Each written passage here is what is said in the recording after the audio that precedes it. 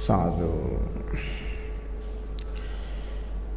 2021 වසරේ 6 වෙනි මාසේ 13 වෙනිදා භාවනා වැඩසටහන නිත්‍ය හා අනිත්‍ය දෙකට එහා දෙයක් නැත.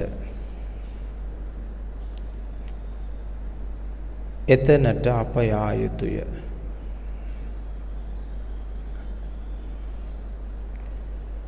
බුදුරජාණන් වහන්සේගේ ධර්මය බොහෝම ගැඹුරුයි. සාමාන්‍ය ප්‍රඥාවක් තියෙන කෙනෙක් නෙමෙයි ධර්ම අවබෝධය කරන්නේ. අධිඥානයක් තියෙන කෙනෙක්. ඒ කියන්නේ පින්වත්නි ඥානයත් ඉක්මවන්න පුළුවන් ශක්තිය තියෙන කෙනෙක්. චිත්තයක් තියෙන කෙනෙක් නෙමෙයි බුදුරජාණන් වහන්සේගේ ධර්මය ප්‍රත්‍යක්ෂ කරන්නේ. පින්වත්නි අධිචිත්තයක් තියෙන කෙනෙක්. සාමාන්‍ය දැක්මක් තියෙන මිනිස්සෙක් නෙමෙයි බුදුරජාණන් වහන්සේගේ ධර්මය ප්‍රත්‍යක්ෂ කරන්නේ. අධිඥාන දර්ශනයක් අධි සම්මාදිට්ඨියක් තියෙන කෙනෙක්මයි. ජීවිතය අවබෝධ කරනවා කියන වචනය එහෙමත් නැත්නම් ඉන්ද්‍රිය විශ්ේ ඉක්මවනවා කියන වචනය අපිට දහමෙන් කියා දීලා තියෙනවා. ලෝකය කියන්නේ ඉන්ද්‍රයන් 6. ලෝකෝත්තර කියලා කියන්නේ මේ ඉන්ද්‍රයන් 6න් එහා නික්මීම. එහෙම නැත්නම් ඉන්ද්‍රිය නිරෝධය එහෙමත් නැත්නම් ඉන්ද්‍රිය සංවරය එහෙමත් නැත්නම් ඉන්ද්‍රිය දමනය සචිත්ත පරියෝ දපනං දපනය කිරීම හේවත් දමනය කර ගැනීම කියන කාරණය. ඉතින් මේ කාරණේ කරන්න පුළුවන් විදි ගැන ලෝකේම කතා බහ වෙනවා. සාකච්ඡා කරනවා. පුතඥ භාවයේ ඉඳගෙන ලෝකෝත්තර භාවයේ පිළිබඳව නොයෙකුත් කතා කියවනවා.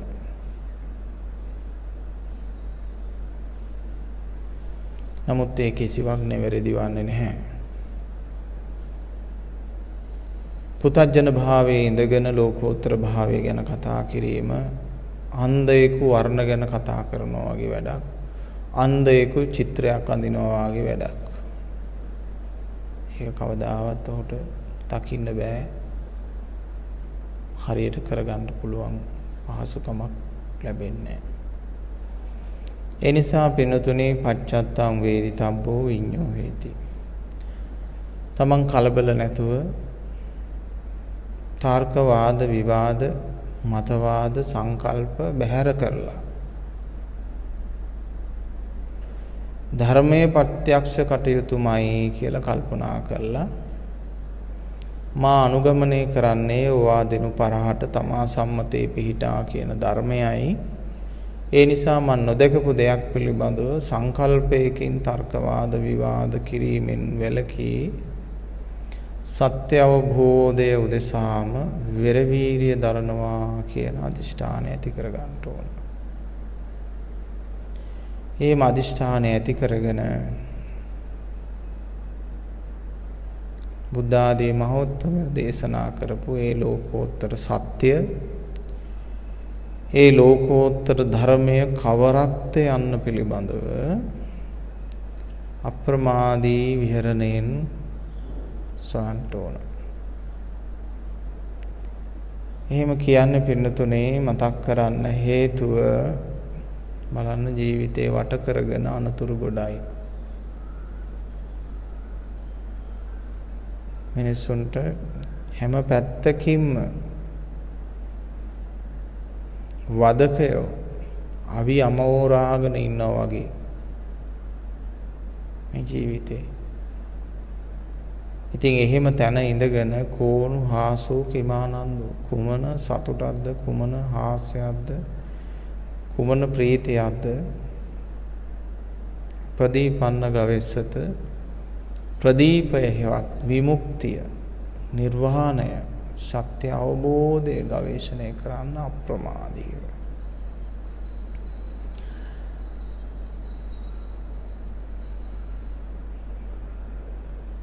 ඔබ සියල්ල අතහරින මොහොතේදී ඔබට සියල්ල අවබෝධ වෙනවා. නිමිත්තක් ගාහීව ඉන්න නිසායි මේ අනිමිත්තක් ගාහී ධර්මය තේරෙන්නේ නැත්තේ. අනිමිත්තක් ගාහී ධර්මයක් තමයි මාර්ගඵලයක් කියන්නේ. මහරහත් බව කියන්නේ බුද්ධත්වය කියන්නේ අනිමිත්තක් ගාහේ. පින්නතුන්ට ඒක පේනවා ඇති හොඳට තේරෙනවා ඇති. සත්වයේ පුජ්‍යලේක ආත්මයක් නොවේ කියනකොට මොකද්ද මතුවෙන්නේ? නිමිත්තක්ද අනිමිත්තක්ද? අනිමිත්තක්. අනිමිත්තක් ගාහේ. එතන සත්වයක් පෙන්වෙන්නේ නැහැ, පුජ්‍යලේක පෙන්වෙන්නේ නැහැ, සංකේතයක් පෙන්වෙන්නේ නැහැ. අකාලිකෝ ධම්මෝ කියනකොට පින්නතුට මතුවෙන්නේ නිමිත්තක් ගාහීත්වයක්ද අනිමිත්තක් ගාහීත්වයක්ද? අනිමිත්තක් ගාහීත්වය.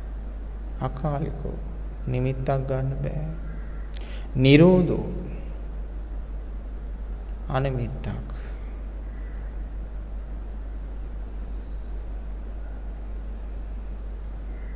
ලෝකෝත්තර කියන විටත් අනිමිත්තක්. සම්මා කියන කොටත් අනිමිත්තක්.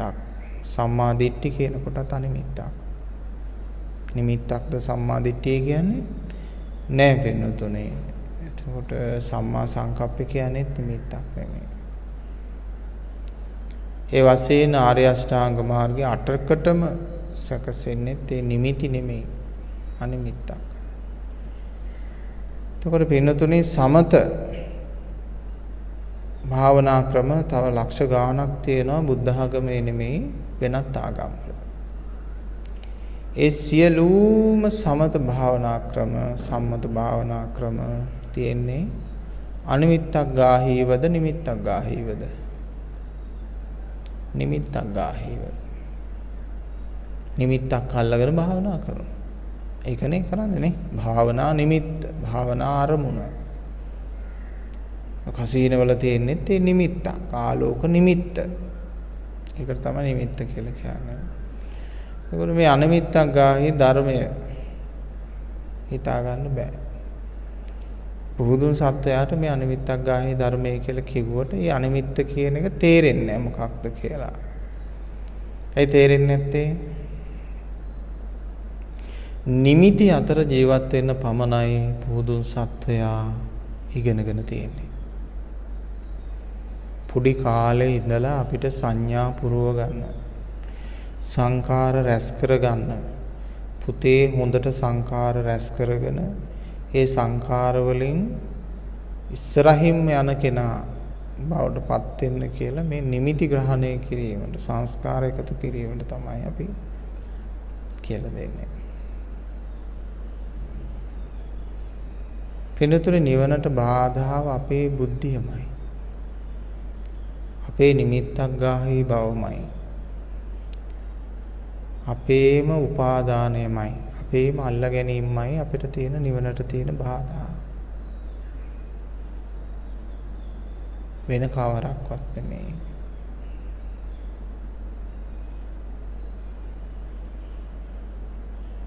අපිට තියෙන බාධාව අපේම මනස, අපේම බුද්ධිය, අපේම දැනුම, අපේම නිමිත්තක් ගාහී බවයි.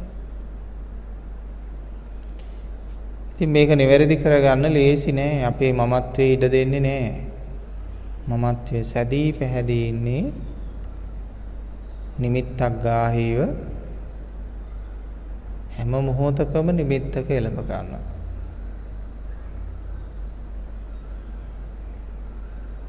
ඒ නිමිත්ත හොඳ නෑ කියලා තව නිමිත්තක් මාරු කරලා අල්ල ගන්නවා මිසක් නිමිත්තෙන් අයින් වෙන්නේ ආයේ නිමිත්ත එහෙම නෙමෙයි කියලා තව නිමිත්තක් හදනවා. ඒ නිමිත්ත එල්ලිලා ඉන්නවා.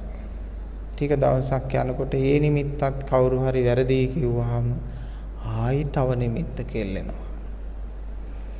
ඒ නිමිත්තේ කාලයක් එල්ලගෙන ඉන්නකොට ඒ නිමිත්ත සැප නැති වෙනකොට සුව නැති වෙනකොට ආපහු තව නිමිත්තක එල්ලෙනවා. මෙන්න මෙහෙම ජීවිතේ පුරාම දෘෂ්ටි මාරු කරනවා මිසක් අර විශිෂ්ට ඥානය කියන එක මෙතෙන්ට පැමිණෙන්නේ නැති වුණොත් දෘෂ්ටි මාරු කරනවා මිස දෘෂ්ටියෙන් නිදහස් වෙන්නේ නිමිති මාරු කරනවා මිස නිමිත්තෙන් නිදහස් වෙන්නේ මේ පුතඥ සත්වයා. යම් උත්තමයෙක් මේ ආර්ය භූමියටපත් වුණා නම් ඒ උත්තමයේ මොනතරම් අසරිමත් මොනතරම් ශ්‍රේෂ්ඨ මොනතරම් උත්තරීතර පිරිසක්ද කියලා හිතෙන්නේ ඔන්න ඔය මොහොතේදී. ඒක අපිට පිටින් දකින්න බෑ. ඒක ඥාන ප්‍රභාවය තුල පෙර සංසාර භවයන් වල පුරුදු වෙච්ච හරීම අසිරිමත් දෙයක්. කෙනෙක් හිතන්න පුළුවන් ඉතින් නිමිත්තක ඉන්න කෙනයි අනිමිත්තක ඉන්න කෙනයි අතර ඉතින් ලොකු වෙනසක් නැහනේ කියලා. නමුත් බලන්න පින්නතුනේ මේ අනිමිත්තට පැමිණීමට තිබෙන අපහසුතාවය. අනිමිත්තකටපත් වෙන්නට පුළුවන් ශක්තියින් මනුෂ්‍යය තුල නැහැ, සත්වයා තුල නැහැ. සත්වයා තුල තිබෙන්නේ නිමිත්තක් ගාහි ශක්තියින් පමණයි. කියන්නේ නිමිති අහුල ගන්න තියෙන ශක්තිය පමණයි. ඒකට කියනවා අපි ධාරණ ශක්තිය කියලාත් අපි කියමු. දරා ගන්නවා, ධාරණය කර ගන්නවා. ඊට පස්සේ දරාගත්ත දේ මතක් කරනවා, ස්මරණය කරනවා. එහෙමනම් නිමිත්තක් ගාහිව ඉන්න තමයි ශක්තිය තියෙන්නේ. එහෙමනම් ලෞතර බුදු කෙනෙක් ඉන්ද්‍රියන් වලින් නෙමේ ශක්තිය ප්‍රාර්ථනා කළේ නිවන් දකින්න. සිද්ධාර්ථ ගෞතමයන් වහන්සේ ඉන්ද්‍රිය ශක්තියින් වලින් කළ හැකි සියලු භාවනා පුරුදු කළා. එහෙම භාවනා පුරුදු කළා ඒවයින් පළක් නැහැ කියලා තේරුම් ගත්තට පස්සේ කිරිපිඩු දානේ වළඳා පල්ලක්කෙන් ශරීරයේ ඍජුව පිහිටවාගෙන වම් අත උඩ දකුණු අත තබාගෙන ඒ ඍජු උනේ එක්ක ලේයට මස්නහර මෙතන වේලිලා මේ ගහ යට යාවි මැරේවි නැත්තම් මං සත්‍ය අවබෝධ කරાવી කියන ප්‍රබල අදිෂ්ඨානයක් හිස පැලුණාවේ මස් දිය වුණාවේ මේ ශරීරයේ කුහුඹුවන් විසින් කා දමා ඇට බවට පත් වුණාවේ මගේ ඇට මිදුලුත් මෙතන සිඳුනත් මම මේ පල්ලංකේ ආයි ලියන්නේ මේ බැඳගත්ත මේ ආසනය මම ආයි සොලවන්නේ ඒකනේ වජ්‍රාසනය කියන්නේ ඒකයි සොලවන්නේ ඒ සිත ඒ තරම් අදිෂ්ඨාන බලයි අර කළුගල් ගෙඩියට නෙමෙයි වෙනුතුනේ වජ්‍රාසනය කියලා කියන්නේ බුදු කෙනෙක් තුල පැවති සිත තුල පැවති අදිෂ්ඨානයට එතනයි වජ්‍රාසනය තියෙන්නේ කළුගල් හොල්ලන්න බැරිද කළුගල් නෙමෙයි මහා මේරු පර්වතත් හෙල්ලෙනවා වෙනුතුනේ හිමාල පර්වතෙත් සැලවෙනවා භූමිකම්පාවන් වලින් එනිසා මේ වජ්‍රාසනය කියන්නේ අන්න ඒකට ඔබටත් වජ්‍රාසනයක් හදාගන්න පුළුවන් ඒ වජ්‍රාසනය නැතුව නිවන් දකින්න හරි අමාරුයි. වජ්‍රාසනය අවශ්‍යමයි.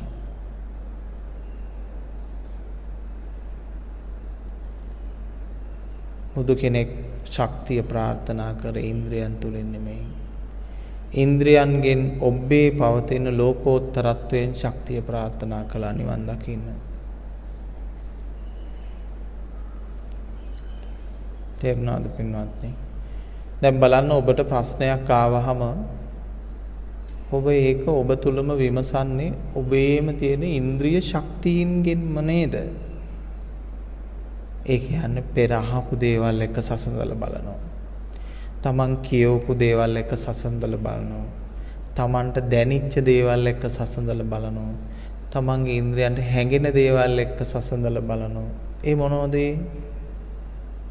ඒ සියල්ලම පින්වත්නි ඉන්ද්‍රිය ශක්තිය. ඉන්ද්‍රියයන්ගෙන් තොර ශක්තියක් නෙමෙයිනේ. දැන් ඔබේ තියෙන ඔය මොනම හරි විෂය පද්ධතියක දැනුම ඉන්ද්‍රිය ශක්තියක් මිස ඉන්ද්‍රියයන්ගෙන් තොර ශක්තියක් ලෝකෝත්තර ශක්තියක් නෙමෙයිනේ. ඉතින් ඉන්ද්‍රිය ශක්තියින් හැමතිස්සෙම මනස දවනවා පින්වත්නි. සංඥා සංකාර විඥාන නේද?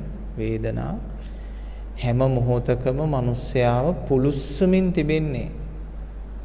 හරියට ගෙදරක කෑම පිසින්න තියෙනවා ලිපක්. එහෙම නැත්නම් ගෑස් ලිපක් වෙන්න පුළුවන්, විදුලි ලිපක් වෙන්න පුළුවන්. ඒ තමයි කෑම රත් කරන්න තියෙන්නේ. එහෙම නෙවෙයි මිනිස්යා රත් කරන්න තියෙන්නේ කොහොමද? මිනිස්යාව රත් කරන්න තියෙන්නේ මෙන්න මේ පංච උපාදානස්කන්ධය.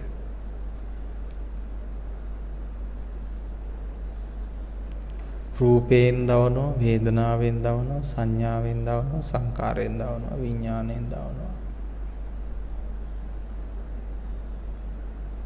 ලේසි නෑ පින්වත්නි. ඉතින් මේකේ නිදහස් වෙන්න ඔබේ ඥානය මෙහෙවා ශක්තිය උතුරා යන්න ඕන. නික්මීමේ ශක්තිය උතුරා යන්න ඕන. අපි භාජනයකට උනත් වතුර වක් කරගෙන යනකොට එක මට්ටමක් තමයි මේ භාජනය පිරීම. එතකොට අපි කියනවා ඒක අපේ ඥානයේ ප්‍රභාවයේ වැඩිම පිරුණු කලේ දිය නොසැලේ පිරීම. තවත් අපි වතුර එක් භාජනයට වක් කරනකොට ඊළඟට මොකද්ද අපිට දක්නට ලැබෙන්නේ? උතුරා යෑම. එහෙමනම් උතුරා යන ඥානයක් බුද්ධියක් සිද්ධාර්ථ ගෞතමයන්ට පහළ වුණා ඔබටත් පහළ වෙන්න ඕන.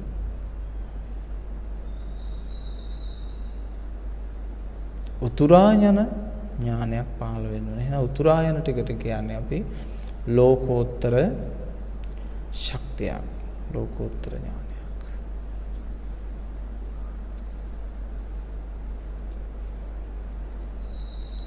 කලේ මත රැඳුණු භාජනයේ මත රැඳුණු ටිකට කියන්නේ ලෝකය. එතකොට භාජනයේ මතවත් පිරෙන්නේ නැති මිනිස්සෙක් උතුරා යන්නේ කෙසේද? මුලින්ම භාජනයේ මත පිරෙන්න ඕන. ඒ කියන්නේ වචනාර්ථ පූර්ණව වටහා ගන්නා වූ මට්ටමට එනවා. ජීවිතය හා ලෝකයේ පිළිබඳව පූර්ණ අවබෝධයකට පත් වෙනවා. ඒ කියන්නේ භාජනයේ පිරීමේ මට්ටම. ඊළඟට වෙනතුනේ ජීවිතය හා වචන මේ තියෙන ශාස්ත්‍රීය දැනුම් අභිභව අතික්‍රමණය කර යන ඥානයකට පත් වෙන්න ඕන.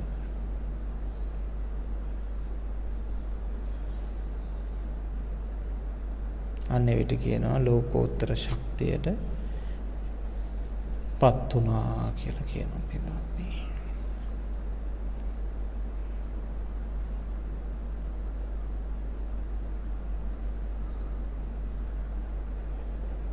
මේ ලෝකෙ මෙන්න මේ කියන බණ අවබෝධ කරවන්න පුළුවන් ද මිනිස්සෙකුට? ඒක බුදුරජාණන් වහන්සේගේ කාලෙත් ඇති වුණා මේ ප්‍රශ්නේ. මටත් ඒ ප්‍රශ්නේ ඇති වුණා. මේ කියන කතාව බොරුවක්. මේ කියන දේ මිනිසුන්ට අවබෝධ කරවන්න බෑ. මේ නිකන් මිත්‍යාවක්. නිකන් හීනයක් අපේ ඔළුව පටලවනවා විතරයි. මේක නම් කරන්න බෑ. මාත් එහෙම හිතුවා. අවබෝධය පහළ වෙන තුරුම මං හිතුවා එහෙම. නමුත් මං අතෑරියේ නෑ. මට අභියෝගයක් ලැබුණොත් මං ඒ අභියෝගයේ එක සටන් කරන සිතක් තිබුණු නිසා අත්හරින්න හිත පහළ වෙනකොට අත්හරින්න බැරි සාධකත් මේකේ තියෙන නිසා ධර්මයේ එක හොඳට සම්මර්ෂණය කළා. එහෙම සම්මර්ෂණය කරලා අවබෝධය පහළ වුණාම තමයි දන්නේ අර මං හිතපු විදිය වැරදි.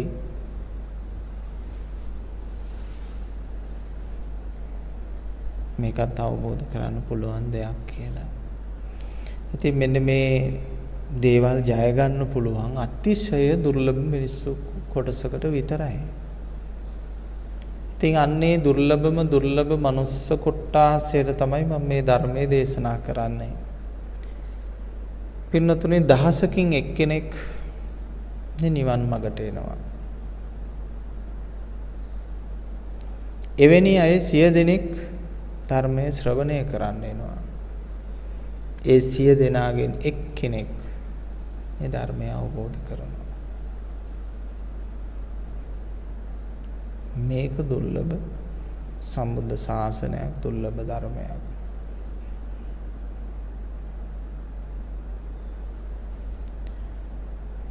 අපි ලෝක ජනගහනයත් එක්ක කල්පනා කරලා ඇසුවොත් එවරස්ට් කන්ද තරණය කරපු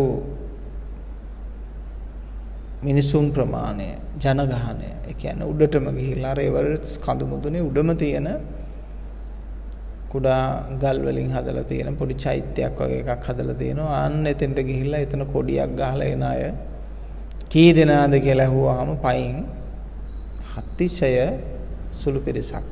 ගොඩාක් අය මගට ගිහිල්ලා නතර වෙලා ආයෙනවා. එන්න බෑ. ඒ මොකද ඒ තරම් දුෂ්කරයි, ඒ තරම් අපහසුයි ඒ ගමන. මේ සම්බුද්ධ ශාසනයත් ඒ වගේ වෙනවා. මේ සම්බුද්ධ ශාසනය නැමැති මේ මහා මේරු පර්වතය නැගලා ඒකේ මුදුනටම යන්නේ අතිශයින්ම ශක්තිවන්තයෝ, අතිශයින්ම බලවන්තයෝ. වෙනතුනේ ඔය විහාර චිත්‍රවල එහෙම දකින්න තියෙනවා. ඒ විහාරවල චිත්‍ර එහෙම දකින්න තියෙනවා. සිංහයෝ වගේ අය, දක්ෂයෝ මේ ගමන් මගේ එන්නේ.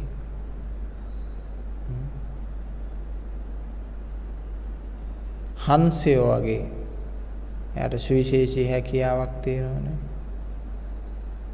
කිරි ටික වතුර ටික වෙන් කරලා තමන්ගේ හොටෙන් ගන්න පුළුවන් කෙනෙක් හැටියට ඒ හංසයෝ වගේ පුදුම දක්ෂතාවයක් තියෙන කෙනෙක්. දැන් අනිත් කිසිම සත්වයකට කරන්න බැරි දෙයක් නේ. ඒකනේ මේ හංසයා යොදාගන්නේ දහමට.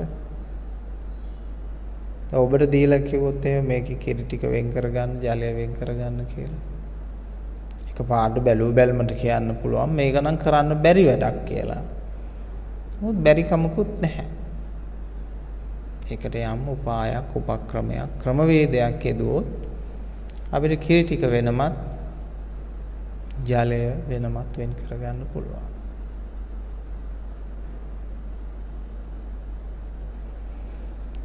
ඒ වගේම තමයි පින්නතුනේ අපේ සිතේ මේ සංස්කාර ධර්මත්, සංස්කාරයගේ නිරෝධයත් අපිට තේරුම් ගන්න පුළුවන්. හැබැයි මේ ඔක්කොම එකට කවලන් වෙලා තියෙන්නේ ප්ලේන් ටිකක් වගේ. ඉඟුරුත් කවලන් වෙලා, සීනිත් කවලන් වෙලා, කහඩත් කවලන් වෙලා තියෙන්නේ. මේක වෙන් කර ගන්න ඕන.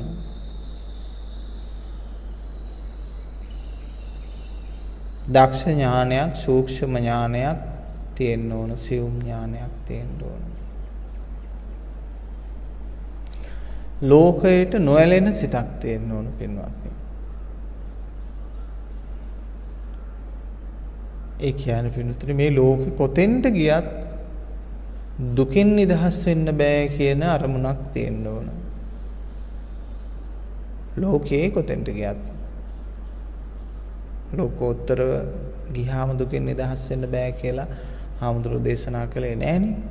ලෝකයේ කොතෙන්ට ගියත් ඒක හොඳට වචනාර්ථ ලබා ගන්න ඕන. නැත්තම් වැරදුනොත් වැරදි තැනක තමයි නතර වෙන්නේ. ලෝකයේ කොතෙන්ට ගියත් දුකින් නිදහස් වෙන්න බෑ. ජාති ජරා ව්‍යාධ නිදහස් වෙන්න බෑ. දැන් ඒකනේ රජතුමත් මුඛවාඩම දාගෙන ඉන්නවා, නාට්‍යාමිත් මුඛවාඩම දාගෙන ඉන්නවා, මහරජිනත් මුඛවාඩම් දාගෙන ඉන්නවා, රජදරුවොත් මුඛවාඩම් දාගෙන ඉන්නවා. ඒ මොකද හේතුව මේ රෝග බියෙන් බේරෙන්න අපි කාටවත් බෑ කියලා දැනෙච්ච නිසා. මරණ බියෙන් බේරෙන්න බෑ කාටවත් කියලා දැනෙච්ච නිසා. එහෙනම් අපිට පෙන්නලා තියලා තියෙනවා ලෝකේ කාටත් සාධාරණ ධර්මයක් පවතින්නේ. ලෝකේ කාටත් සාධාරණ ධර්මයක් පවතින්නේ.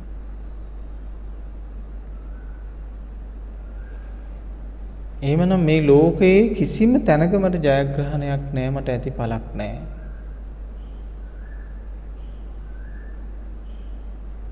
අබිනික්කමනයක් ඇති වෙන්න ඕන. දැන් බලන්න පින්වත්නි, සිද්ධාර්ථ උත්තමයන් වහන්සේ කියන්නේ තම බිරිඳට, තම කුසේ ඒ බිරිඳගේ ඇති වෙච්ච දරුවට අපරිමිත සෙනෙහසක් තිබිච්ච කෙනෙක්. එහෙම නිකම් මේ බේබද්දෙක් වගේ මේ දරුවන්ට භාර්යාවට ආදරය කරුණාව නැති කෙනෙක් නෙමෙයි. හොඳට දයාව අනුකම්පාව තිබිච්ච කෙනෙක්.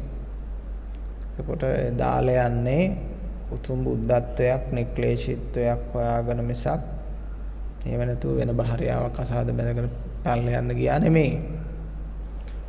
දැන් බලන්න පින්නතුනි, ලෝකේ බලවත්ම බැඳීම ඇති වෙන මොහොතේදී ඒ බැඳීම් ලියලා දානවා. තවත් බැඳීමක් කියලා කල්පනා කරන සංසාරේ අඩුවක් පාඩුවක් කළේ නැහැ, රැකවරණයෙන් අඩුවක් නැහැ, පෝෂණයෙන් ජීවත් වීමේ අඩුවක් නැහැ. මාලිගාවේ සියල්ල තියෙන නිසායි උන්වහන්සේ නික්මිලා යන්නේ. ඒ වගේම නික්මිලා යන මොහොතේදී නොකියා ගියා නෙමෙයි, කලින් කියලා තිබුණා. නමුත් එවලෙදි ප්‍රකාශ කරන්න නැතුව ගියා. මොකද දැඩි වේදනාවක් දැනෙන නිසා. කලින් ප්‍රකාශ කරලා තිබුණා මම යනවා මේ සංසාරේ විමුක්තිය සොයන්න කියලා. එතකොට මෙන්න මේ වගේ ඔබටත් හැකියාව තියනවද සිතෙන්? එදා බුදුහාමුදුරුවෝ මුල් කාලෙදි කරපු ඒ සිද්ධාර්ථයන් කරපු මුල් කාලෙදි කරපු හැමදේම ඔබ දැන් කරන්න ඕනේ නැහැ. තේරුණා නේද? දැන් උදාහරණයක් වශයෙන් අපි හිතමුකෝ, අම්මා තාත්තා විඳපුතු වල ඉඳලා එතන ඒ විදියටම ආයි දුක් විඳින්න ඕනේ නැහැ නේද ඊළඟ පරම්පරාවේ දරුවෝ? අම්මා තාත්තා බයිසිකලෙන් වැඩට ගිහිල්ලා යම්කිසි ආර්ථික තත්ත්වයක් හැදුවට පස්සේ ආයිත් ඊළඟ පුතාලත් බයිසිකලෙන් ගිහිල්ලා වැඩ පටන් ගන්න ඕනේ නැහැ. ඒගොල්ලන්ට කාර් එකකින් ගිහිල්ලා වැඩ පටන් ගන්න පුළුවන්. නේද? එහෙම තමයි. අපි අහලා තියෙනවා ඔය සිද්ධාලේප මුදලාලි මහත්තයා බයිසිකලේ සිද්ධාලේප ටික බැඳගෙන ගිහිල්ලා කඩෙන් කඩේට දැම්මා කියලා. එතකොට දැන් මේ ඉන්න પરම්පරාව එහෙම කරන්න ඕනේ නැහැ. බයිසිකලකින් සිද්ධාලේප බැඳගෙන යන්න ඕනේ නැහැ. ඒ වගේ තමයි පින්වත්නි. බුදුරජාණන් වහන්සේ ඒ සිද්ධාර්ථයන්න් කාලයේදී කරපු සොයා ගැනීම සඳහා මේක කරපු දේවල් ටික අද ඒ කිසිවක් නොකොට අපේ බුදු පියාණන් වහන්සේ, අපේ බුදු මෑණියන් වහන්සේ අපිට හොයලා දීලා තියෙන නිසා, අපේ තාත්තා, අපේ අම්මා අපිට ධර්මයේ හොයලා තියෙන නිසා අපිට පුළුවන් AC කාමරයක ඉඳගෙන නිවන් දකින්න. ෆෑන් එකක් යට ඉඳගෙන නිවන් දකින්න. වාහනයක් ඩ්‍රයිව් කරන ගමන් නිවන් දකින්න. තමන්ගේ ආයතනේ රස්සාව කරන ගමන් නිවන් දකින්න. මොකද්ද මේ බුදුරජාණන් වහන්සේ දේශනා කරපු ගැඹුර කියලා අපි හොයාගෙන ගිහිල්ලා ප්‍රඥාව පිරිලා උතුරා යන දවසට අපි අවබෝධයෙන් පරිණත වෙනවා. අපි මතවාදයේ කෙලබගෙන හිටියෝ බුද්ධ ආගම කියන්නේ මේකයි, බුදු දර්ශනය කියන්නේ මේකයි, නිවන කියන්නේ මේකයි කියලා දෘෂ්ටිගත වුණු එයා අලුත් වෙන්නේ. දැන් මේ ධර්ම දේශනා කරන ස්වාමීන් වහන්සේවත් නිවන කියන්නේ මෙන්න මේකයි කියලා නිමිත්තක් ගාහි වුණොත් මගේ දේශනාව අලුත් වෙන්නේ නැහැ. නව හැඩයක් ගන්නෙ නැහැ. නව ලක්ෂණයක් ගන්නෙ නැහැ. එකම දහම වුණත් ඒක ආලෝකවත්ව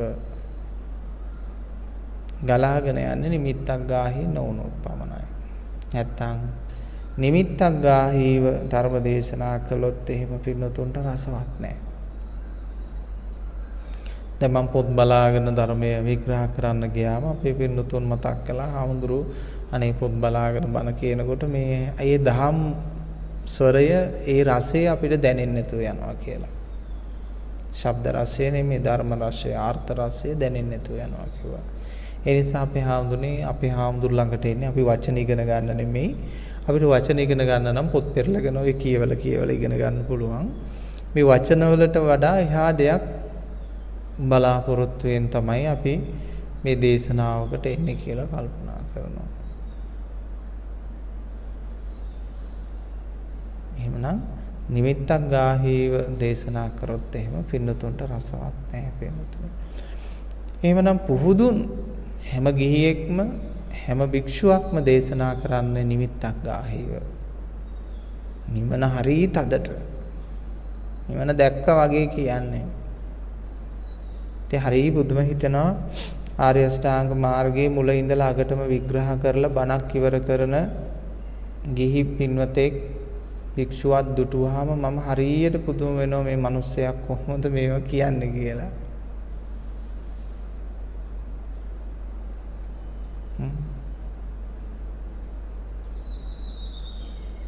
අර්ථ ශූන්‍ය වචන පෙළක් ධාරාවක් ගලා ගියා පමණයි.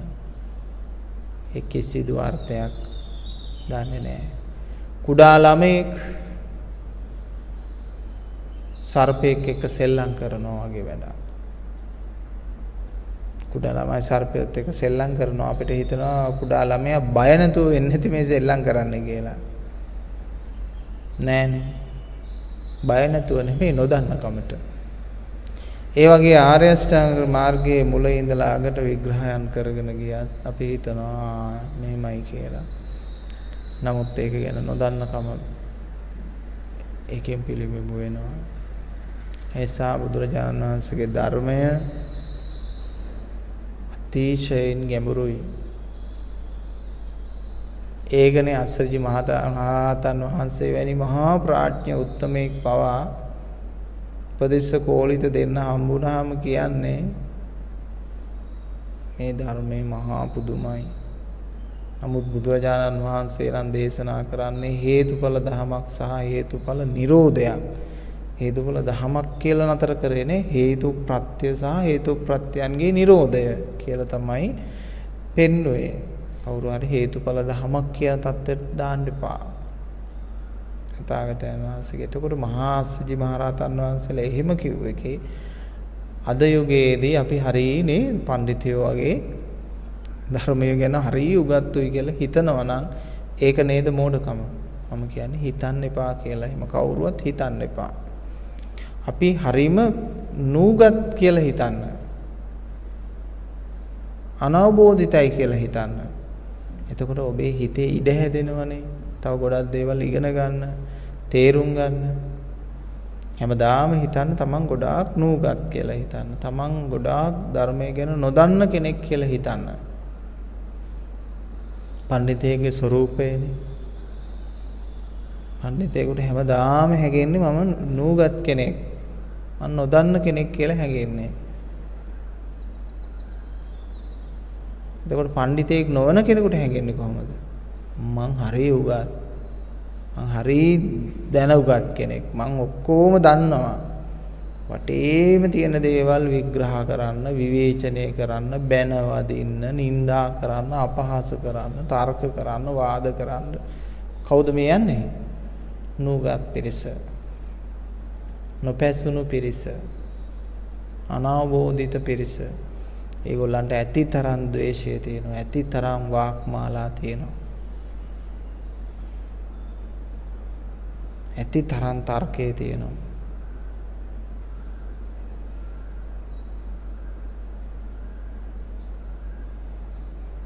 ඒ හැම දෙනාම ඒ තර්ක කොටේ නාන්නේ, ඒ පීනන්නේ හැලිය රත් වෙන තුරු කකුළු වදිය කෙලියේ කියන ස්වභාවය වගේ තමයි. මේ සංසාරේ මරණය නැමැති තත්ත්වය හැම පැත්තකින්ම ගින්දර දමදමා රත් කර කර පවතින පෙනුතුනේ. ඔය මුඛවාඩම් දාගෙන හිටියත්, එන්නත් ගහගෙන හිටියත්, එන්නත් ඩෝස් 2 නෙමෙයි 100ක් ගහගෙන හිටියත් මරණයෙන් බේරෙන්න බෑ. ඒක බේරෙන්න බෑ. ඒකෙන් මිදෙන්න ඕන. මේ මුඛවාඩම් දාන්න එපා කියන එක නෙමෙයි මේ කිව්වේ. ඒවා දාන්න ඕන. අපි තේරුම් අරන් ජීවත් වෙන්න ඕන. අපිට කිසිම පිළිසරණක් නැහැ, විසඳුමක් නැහැ මේ ලෝකේ. ජීවිතේ තේරුම් ගන්නව හැරෙන්න. සියලු සංස්කාර, සියලු සංඥා, සියලු නිමිති අනිත්‍ය කරගන්න ඕන. පින්නතුන් දන්නවද අනිත්‍ය කරගන්න? සියලු නිමිති, සියලු සංස්කාර, සියලු සංඥා, සියලු සංකල්ප, සියලු දිට්ඨීන් අනිත්‍ය කරගන්න ඕන. අනිත්‍ය කරගත්තොත් පින්නතුනේ මහා පුදුම සැනසෙල්ලක් තියෙන්නේ. අනිත්‍ය කරගත්තොත් ඒ උත්තමයන්ට තර්කය නැහැ. තර්කයේ තියෙන නිමිත්තක් ගාහි පුජ්‍යලයන්ට. අනිමිත්තක් ගාහි උත්තමයෙකුට තර්ක නැහැනේ මේ ලෝකෙ. බුදුවරයෙකුට මෝඩියෝ ඉස්සරහා නිහඬව ඉඳීම කිසිම ප්‍රශ්නයක් නැහැ. මෝඩියෝ ඉස්සරහා පරාද වීම කිසිම ප්‍රශ්නයක් නැහැ. ඇයි ඒ? උන්වහන්සේලා තර්කේ නැහැ. බුදුරජාණන් වහන්සේ ඕන තරම් අඥාන මිනිසුන්ගේ ප්‍රශ්න ඉදිරිපත් කිරීම හමුවේදී උන්වහන්සේ නිහඬව වැඩ හිටියා. නමුත් පොත්වල ලියුන්නේ බුදුහාමුදුරන්ට උත්තර දෙන්න බැරි වුණා. බුදුහාමුදුරන්ට ඔන්න කට උත්තර නැති වෙන ප්‍රශ්න ඇහුවා. බුදුහාමුදුරුවෝ නිශ්ශබ්ද වෙලා හිටියා කියලා බුදුහාමුදුරුවන්ව නොහැකි පුජ්‍යලයක් හැටියට කොයි බොකවත් ලියවිලා නැහැ.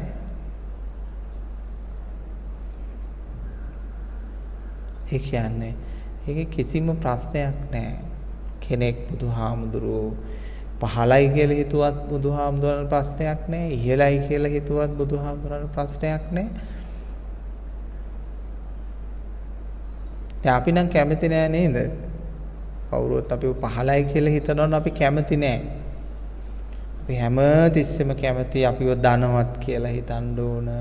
අපිව නැනවත් කියලා හිතන්න ඕන. ගුණවත් කියලා හිතන්න ඕන. බලවත් කියලා හිතන්න ඕන.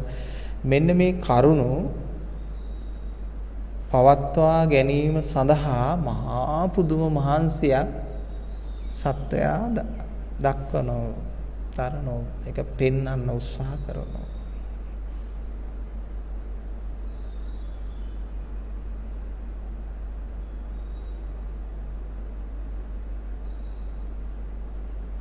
බලවත් නැති නිසාම බලය පෙන්වනවා. ධනවත් නැති නිසාම ධනය පෙන්වනවා.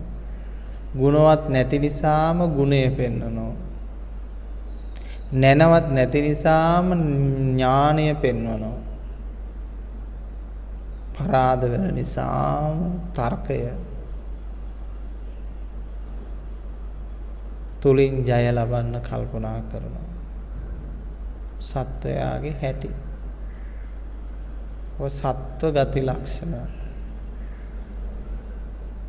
ඉතින් මේ කතා කරන්නේ අපූර්ව සැනසිලිදායක ජීවිතයක් ගත කරන්න පුළුවන්, දුක්ඛ දෝමනස්යන්ගෙන් නිදහස් වෙන්න පුළුවන් දහමක් ගැන මේ කතා කරන්නේ.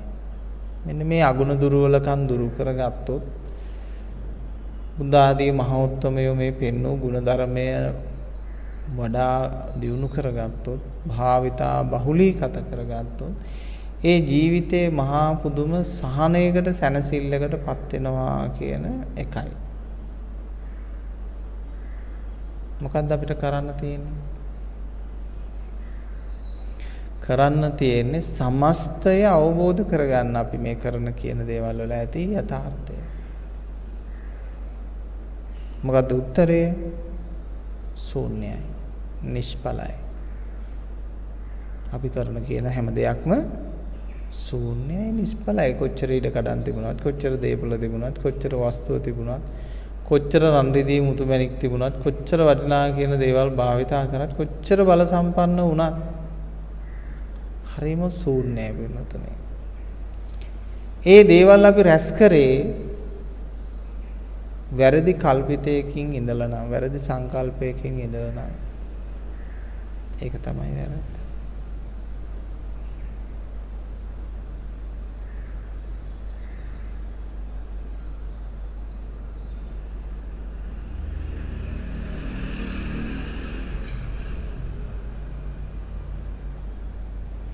දැන් මේ භෞතික ප්‍රශ්නයක් වෙනස් කරගන්න නෙමෙයි පින්නතුන්ට මම මේව මතක් කරන්නේ.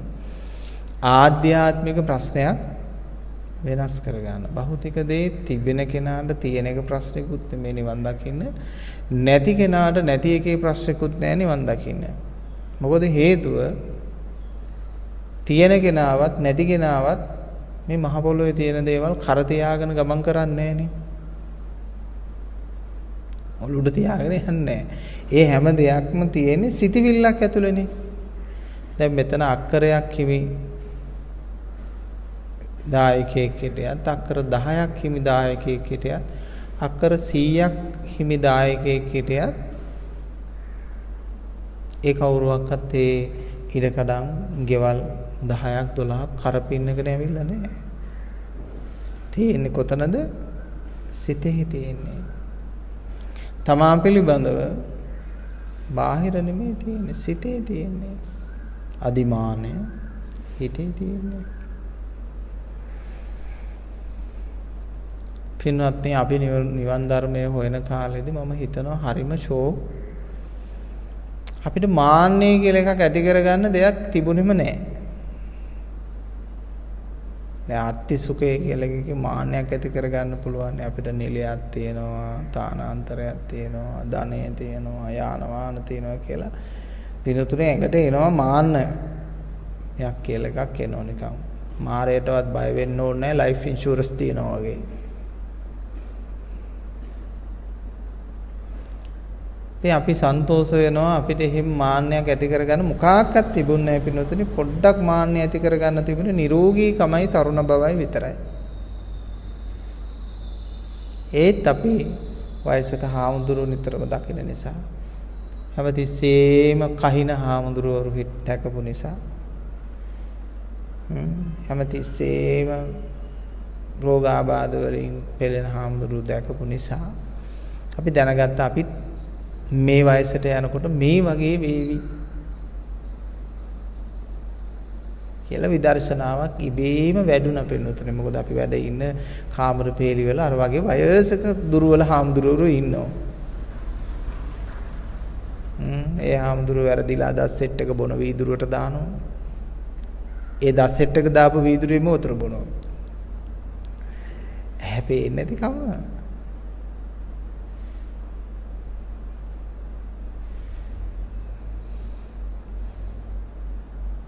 දස් සෙට් එක තියාගෙන පිඟාන අයිනෙන් කෑම කනවා, කෑම කාලි කරලා ආයෙ දස් සෙට් එක දා ගන්නවා. එහෙමත් වෙන වෙලාවක් තියෙනවා. ඉතින් ඒ වගේ දේවල් දැක්කහම ජීවිතේ මේක නේද උරුමය. මේ 2021 නේද? 2031 වෙනකොට, 41 වෙනකොට, 51 වෙනකොට, 61 වෙනකොට කොහොම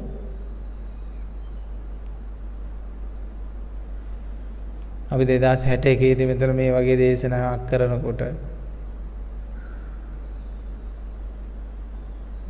මේ වින්නතුන් ඇවිල්ලා බණ අහයි නේද?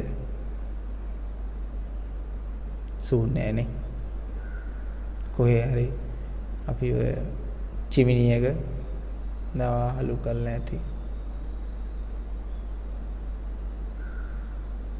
ලොකු ඈතක් නෙමෙයි.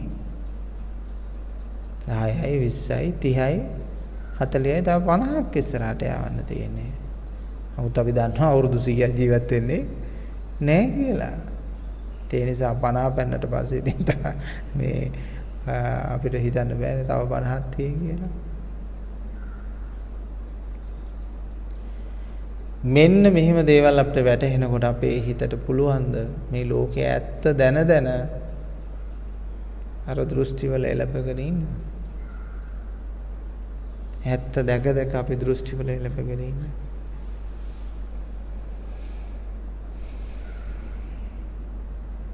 නිවන් දකින්නේ උප්පත්තියේ ඉඳලා මරණය දක්වාම. මරණයෙන් එහාට තුන් මාසේ දානෙත් ගැන හිතන මිනිස්සේ.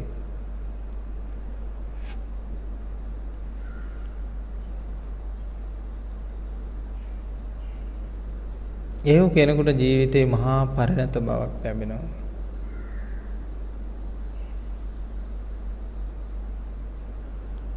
රාතුන්ගේ ජීවිතේ මලමිනියක් වෙන්නේ කියලා සමහර අවස්ථාවල දේශනා කරලා තියෙනවා. මහා කච්චායන මහ රහතන් වහන්සේනේ උත්තමයා. මලමිනියක් වෙන්නේ.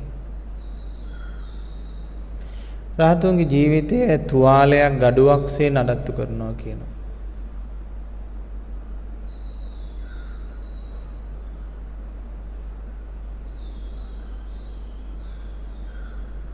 කියන්නේ තුවාලයකට හොඳට බෙහෙත් දාලා පරිස්සම් කරලා තියාගත්තට කාට හරි කියන්න පුළුවන්ද මෙයා තුවාලේ වට කරගෙන හොඳට ප්ලාස්ටර් දාලා හොඳට තියාගෙන ඉන්නවා. ඒ නිසා තුවාලෙට ආදරෙන් තියාගෙන ඉන්නවා කියලා කියන්න බෑනේ.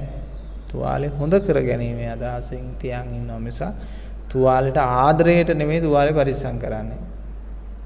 තුවාලේ සනීප කරගන්න. එහෙමනම් ප්‍රහාණය කළ යුතු ධර්මයක් හැටියට දකිනවා.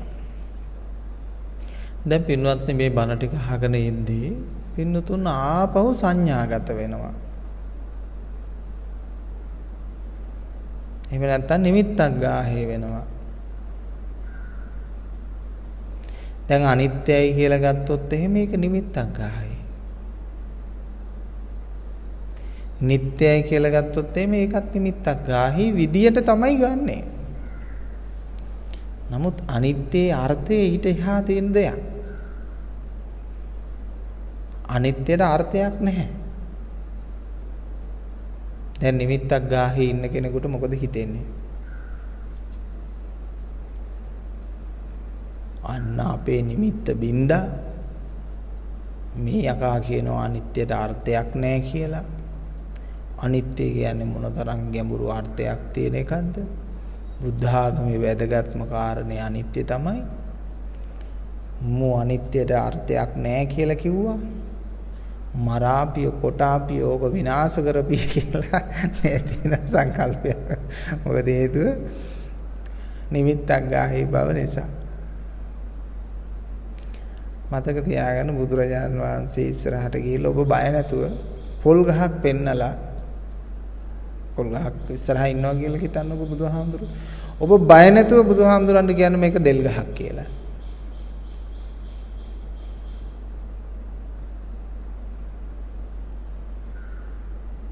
ඔබට දෙන උත්තරේ කුමක්ද කියලා ඔබ දන්නවද? ඔබ බය නැතුව කියන්න බුදුරජාණන් වහන්සේට මේ පොල් ගහ ඉස්සරහට කියලා මේක දෙල් ගහ කියලා කියන්න බය නැතුව. බුදුහාමුදුරු දෙන උත්තරේ නෑ පින්වත් මේක පොල් ගහක් කියලා කියයිද? නෑ. එහෙම හිටියොත් ඒ තර්කයක ඉන්නේ නිමිත්තක් ගාහිවනේ ඉන්නේ මේක පොල් ගහ කියලා නිමිත්ත අරගෙන.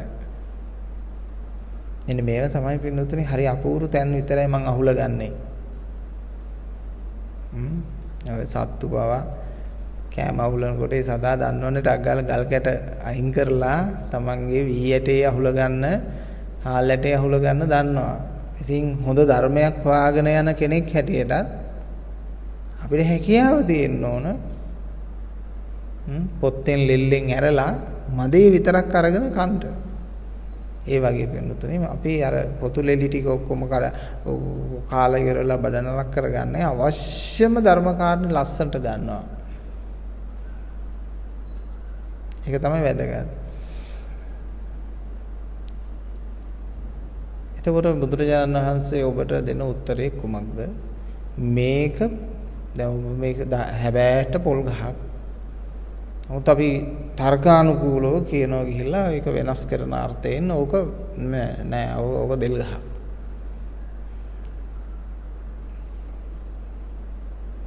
පින්වත්නි ওই විදිහට මේ බුදුරජාණන් වහන්සේටත් ඇවිල්ලා තියෙනවා තර්ක ওই විදිහට. ඒ වගේම බුදුරජාණන් වහන්සේ භික්ෂූන් මැන බල්ලා තියෙනවා. අවබෝධයටපත් වූ රහතුන් වහන්සේ ළඟට ගිහිල්ලා කියලා තියෙනවා ඔබ කිසිම දෙයක් අවබෝධ කරගෙන නැහැ, දරාගෙන නැහැ කියලා කියනවා. අවබෝධයටපත් වෙච්ච කෙනාට ගිහින් කියනවා ඔබ අවබෝධයටපත් වෙලා නැහැ කියලා. මොකද ඒ උත්තරේනේ වැදගත් වෙන්නේ නේ. ඒ උත්තරේ තමයි වැදගත් වෙන්නේ. දැන් ඒකට යුගේ දැන් නිකවවත් අවබෝධයටපත් වෙලා නැහැ ඔය ඇත්තියගේ ඔය තනත්තිය ඔය තනත්තා කියලා කිව්වොත් එදා ඉඳලා අපි දෙන්නම් ඕකට පාඩම්වක් උගන්වන්නම් කියලා ඉවරලා එලෝ පාර දෙයි. මාව අවබෝධයටපත් උන්නේ නැහැ කියලා කියනවා. අර අවබෝධයටපත් වුණා කියලා කියනවා. මේ ඔක්කොම මිමි බලා ගැනීමට හොඳ අවස්ථාවක්. රත්තරන් වතුරට දාලා බලන්න ඕනේ නේ. පිරිමැදලා බලන්න ඕන. ඒව නැතුව නිකන් දිලිසි තිබ්බට ඔය හරියන්නේ නැහැ. වතුරට දාලා බැලුවාම තමයි තේරෙන්නේ මේක රත්තරන්ද නැද්ද කියලා.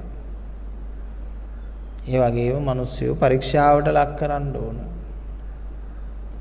එතකොට තමයි තේරෙන්නේ වෛරය, ක්‍රෝධය, ඊර්ෂ්‍යාව, මාන්නය කොහොමද කිපිලා, පෙරලිලා, බුබුරා එන්නේ කොහොමද කියලා බලන්න ඕන. ඉතින් මං මිනිස්සුන්ට ඒ දවස්වල තරහ යනවද කියලා පරීක්ෂා කරලා බලනවා. පස්සේ මං අතහැරලා දැම්මා ඒක. ඇයි? පරීක්ෂා කරන්න දෙයක් නැහැ කොහොමද තරහ යනවනේ. තරහ යනවාද කියලා පරීක්ෂා කරන්න ඕනේ කොහොමද තරහ යනවා. ඉතින් පරීක්ෂා කරන්න එකේ කිසිසේත් තීරුමක් නැහැ. මේ මිනිස්යන්ගේ තියෙන ආදරය, කරුණාව, දයාව, සෙනෙහස අපරිමිත නැහැ. සීමිතයි. මේ මිනිස්සුන්ගේ ජීවිතේ ප්‍රකාශන සිනාව යම් කිසි රාජකාරියක් හැටියට ජොබ් එකක් හැටියට තියෙන කාර්යයක් වගේ දෙයක්. මේ පුහුදුන් මනසකින් පිනුතුනි අපරිමිත දයාවක් කරුණාවක් බලාපොරොත්තු වෙන්න පද දරුවන්ගේවත්. දරුවොත් ලෞකිකයිනේ. දරුවොත් ඉතින් සන්තෝෂයි දෙනකම්. දරුවටත් අදිමදි වෙච්ච දවසට ඌත් නඩු දානවා.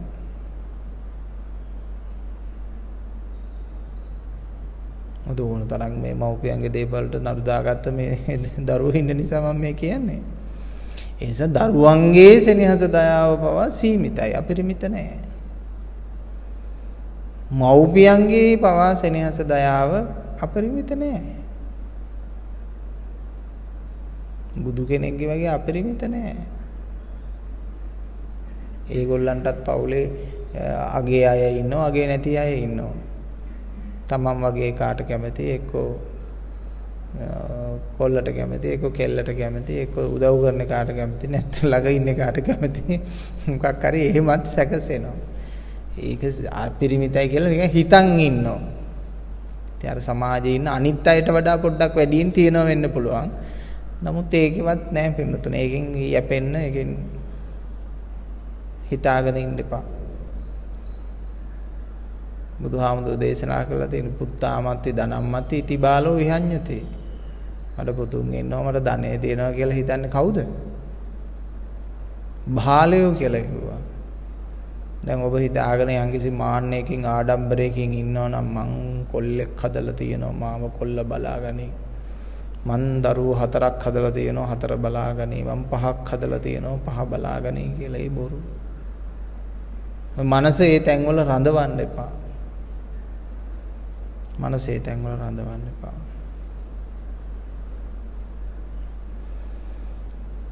ඉතින් පින්වත්නි බුදුරජාණන් වහන්සේ ඉදිරියේ මේ පොල් ගහට දෙල් ගහයි කියලා කිව්වත් දෙල් ගහට පොල් ගහයි කියලා කිව්වත් උන්වහන්සේලා නෙමෙයි කැළඹෙන්නේ.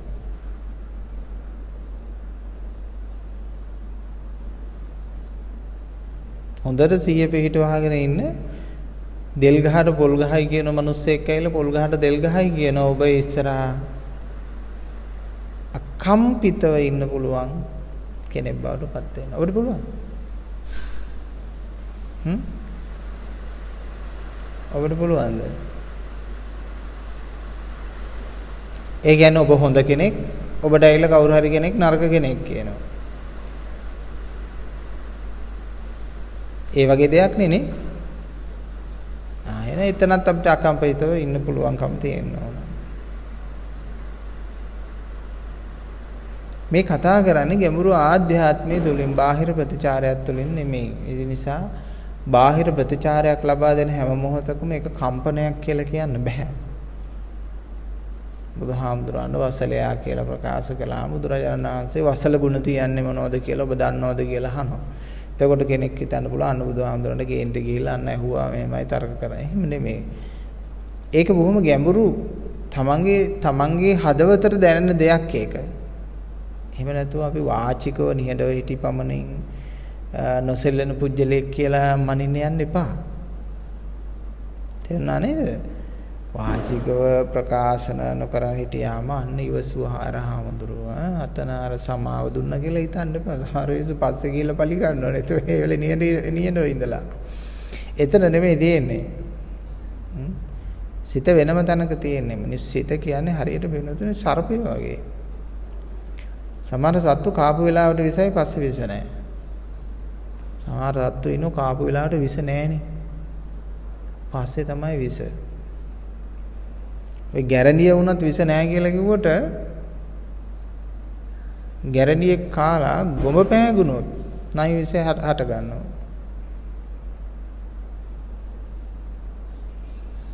ජනවහරි තියලා තියෙන මේ ණය ගොම කොට ASCII හැංගුවා කියලා විස ගන්න එකයි ඒ. ඉතින් අර ඒ වගේ මහා අමුතු තත්ත්ව තියෙන විස සහිත මනසවල් වල තියෙන ස්වરૂප වෙනස්. සමහර මිනිස්සු සමහර දේවල් වලින් පලිගලා අරගෙන තියෙන අවුරුදු ගාණක් ගියාට පස්සේ. එහෙනම් මිනිස් සිත මහා පුදුම විදියට මහා විස සහිත එකක්. මෙන්න මේ විස බස්සන එකට තමයි කියන්නේ මමත්වයේ දුරු කරනවා කියන එක. තමා ළඟ තියෙන විස බස්ස ගන්න එකට තමයි මමත්වයේ දුරු කරගන්නවා කියලා. විස නැහැ. විස නැසල. විස නැහැ කියන්නේ අකුසල් නැහැ කියන එක. විස නැහැ කියලා කියන්නේ පව් නැහැ කියන එක. ඔබ ළඟත් විස තියෙනවද කියලා බලන්න. විස බස්සන්න ධර්මයේ ශ්‍රවණය කරන්න ධර්මයේ මෙනෙහි කරන්න. ඒක තමයි තියෙන එන්නත. බෙහෙත ඒක. මිනිස් විස අනිත් සියලු විසයන් පරදවා යන විසක්.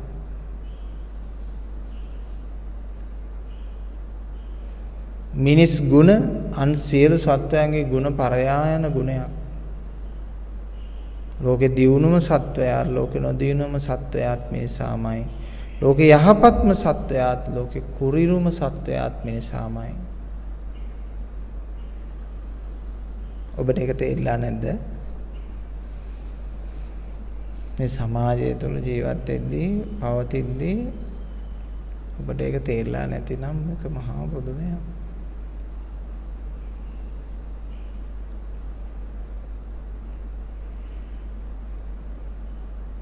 ඔබේ විස තේරුම් අරගෙන ඔබ විස නසා ගන්න විස දුරු කරන්න ඔබේ මනස 100% ලෝකෝත්තර ගුණයට සුදුසු වුණාම එතෙන්ට මේ ලෝකෝත්තර ශක්තිය සම්ප්‍රාප්ත වෙනවා.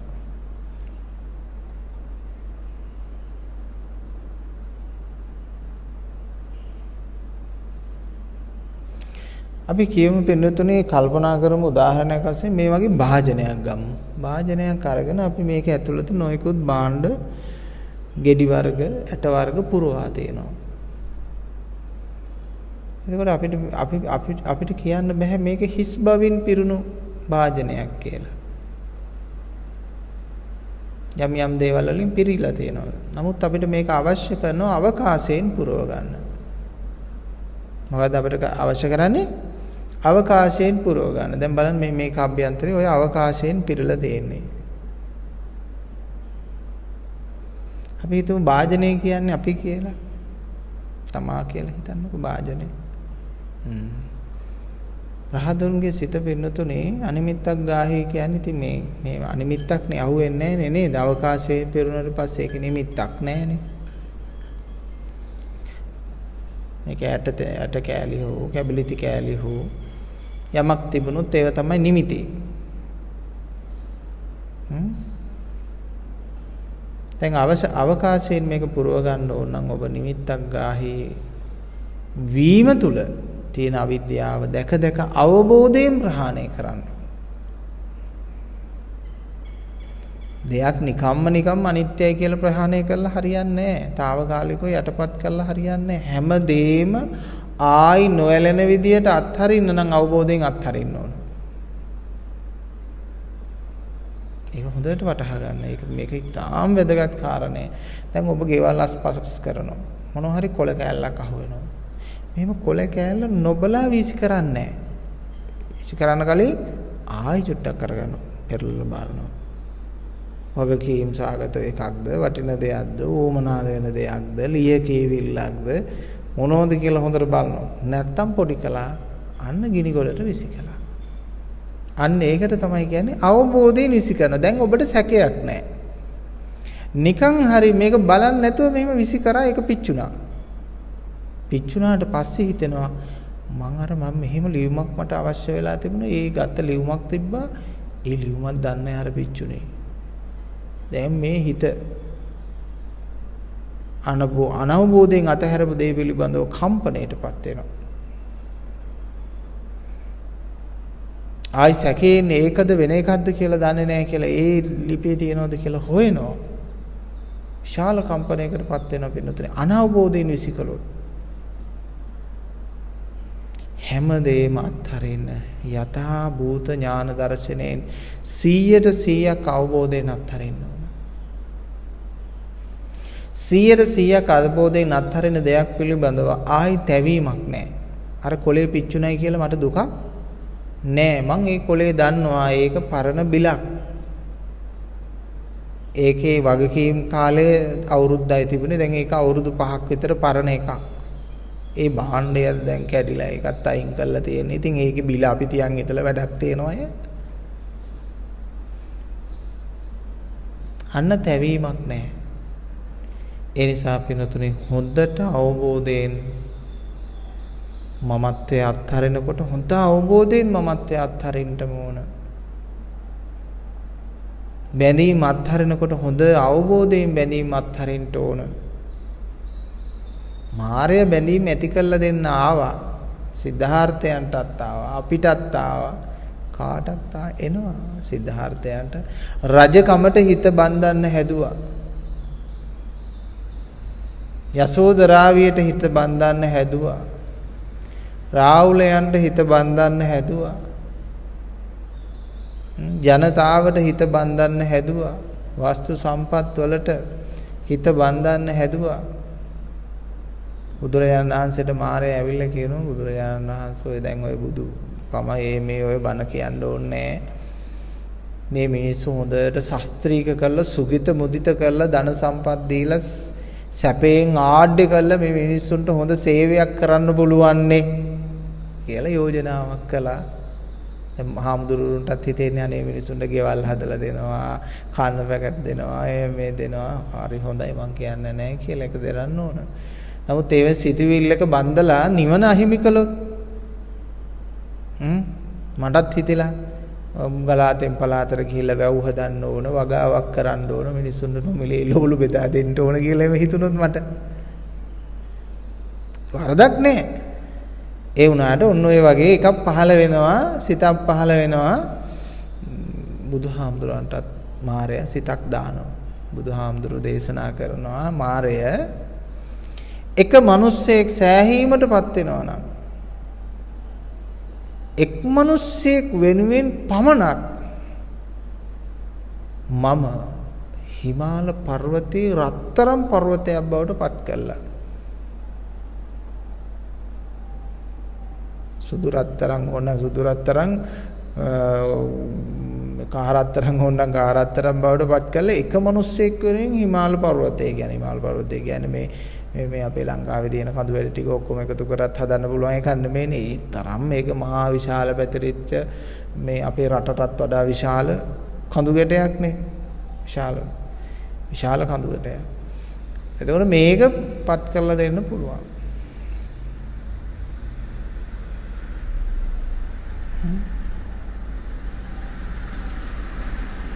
මම ඒ හිමාචල් කියන ප්‍රදේශයට වැඩම කළත් තියෙන නිසා මම දන්නවා මේ හිමාල කියන පර්වතයේ හිමාල කියන කලාපය ඒ විශාල කලාපයක්. එතකොට මෙන්න මේ ටික තමයි මේ බුදුහාමුදුරුවෝ ඒක අර සමහර වෙලාවට ඉර පායනකොට රත්තරන් වගේ දිලිසෙනවා. අර ඉරවුව වැටුනාම අර හිම මේ වලට රත්තරන් වගේ දිලිසෙන්නේ.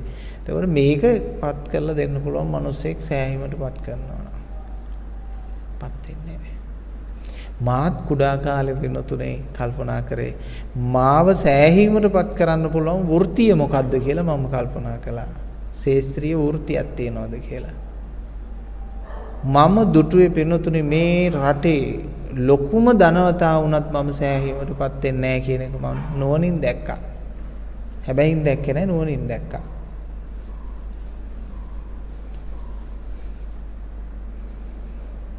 හැබැයි අපි මහාන වෙච්ච පන්සල ටිකක් ධනවත් පන්සලක් නිසා ඉතින් යාන වාහන ඉදුම් හිටුම් පහසුකම් වල තිබුණ ඉහළටම දේවල් තිබුණා.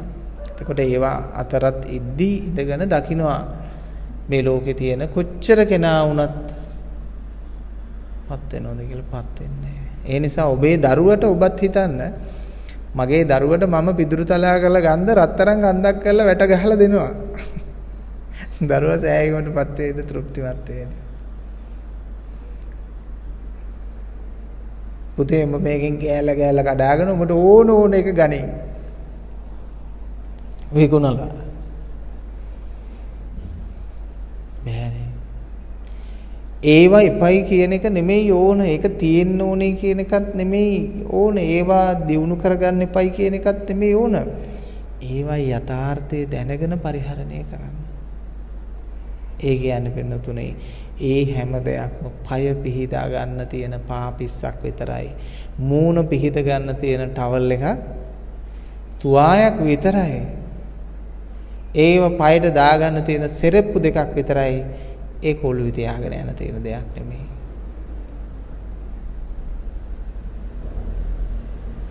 ඒවයින් නෙමෙයි අපේ ඥාණයෙන්, ගුණයෙන්, ධර්මයෙන් තමයි අපිව පරිපූර්ණ කරන්න පුළුවන්, අපිව සාර්ථක කරන්න පුළුවන්. අවබෝධයෙන් තමයි. පින්නතුනි මට මේ අවබෝධය නොතිබෙන්න මට මොනවා තිබුණත් නැතත් මම දන්නවා මම සහනෙන්නේ නැහැ කියලා. මට මේ ලෝකේ තියෙන හැම දෙයකටම වඩා අංක එක මොකක්ද? ධම්මං විනානත්ති සුඛානත්ත. මට කිසිම මිනිසෙක්වත් කිසිම දායකයෙක්වත් කිසිම අම්මෙක්වත් තාත්තෙක්වත් කාටවත් වඩා මට වටින්නේ බුදුහාමුදුරුවෝ. අර බුදුහාමුදුරුවෝ විතර වටින කෙනෙක් මේ ලෝකේ කවුරුත් නැහැ වෙනතුනේ. ඒ නිසා කොහෙන් ප්‍රශ්න ආවත් පොඩි කාලෙත් නොදන්න කමට හරි මම බුදුහාමුදුරුවන්ගේ බුදු පිළිමයට තමයි ගිහිල්ලා මගේ ප්‍රශ්න කිව්වේ. දැන් පිළිමෙන් එහාට ගිහිල්ලා බුදු කෙනෙක් දැකලා ඉන්න නිසා ඒ බුදුහාමුදුරුවෝ තමයි අපේ විසඳුම.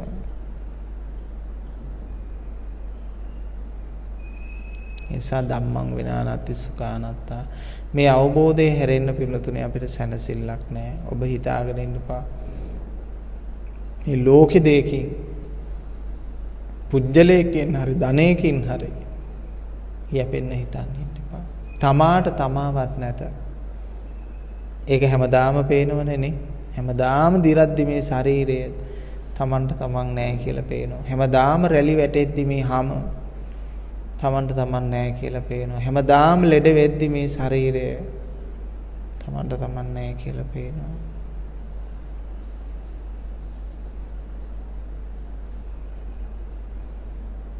දැන් බලන්න මොන නිමිත්තද අපි අල්ල ගන්න ඕන හාමුදුරන්ගේ බණ ටික අහලා. ස්වාමින් වහන්සේගේ ධර්මයේ ටික අහලා බණ ටික අහලා අල්ල ගන්න ඕන නිමිත්තක් ගාහේ වීම නෙමෙයි. අනිමිත්තක් ගාහේ වීම. ඉතින් ආයි කොහොමද අපි ඒක අල්ලගන්නේ කියලා. ඇයි හේතුව? නිමිත්තක් ගාහි වෙන විදියටමයි ප්‍රශ්නේ අහන්නේ. ඇයි පොඩ්ඩක් උසස් වෙලා නුවණ වර්ධනය කරගෙන අනිමිත්තක් ගාහි වෙන විදියට මේ ප්‍රශ්නේ අහන්න බැරි?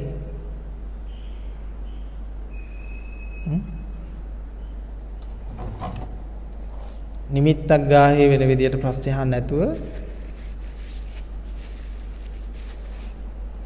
අනිමිත්තක් ගාහි වෙන විදියට මේ ප්‍රශ්නේ අහන්න.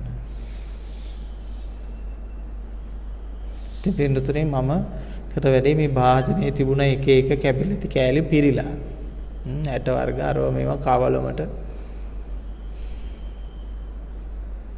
මම මේ එක අයින් කළ අවසාන සංඥාවක් ඉතුරු වෙලා තිබුණා. මම කියලා ආත්ම සෙනෙහය කියන එක. ආත්ම සෙනෙහය මේ ලෝකේ ප්‍රබලයි කියලා තේරෙන්නේ දරු සෙනෙහසට වඩා, ස්වාමි භාර්යා සෙනෙහසට වඩා, මව්පිය සෙනෙහසට වඩා ප්‍රබලම සෙනෙහය මොකක්ද? ආත්ම සෙනෙහය. ආත්ම සෙනෙහය තුලින් තමයි දරුවා මවගේ ඇඟේ එල්ලෙන්නේ. තේරුණා නේද? මවගේ ඇඟේ එල්ලෙන්නේ ආත්ම සෙනෙහය තුලින්. බිරිඳට සෙනෙහය දක්වන්නේ, ස්වාමියාට සෙනෙහය දක්වන්නේ, දරුවාට සෙනෙහය දක්වන්නේ ආත්ම සෙනෙහය තුලින් කියලා තේරුම් ගත්තා. අවසාන සංඥාවත්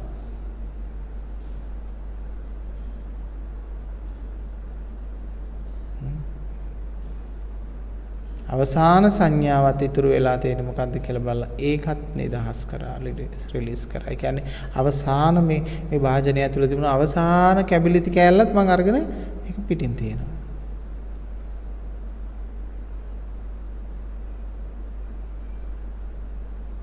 ඊට පස්සේ ඒක ඇතුළේ මොකවත්ම නැහැ.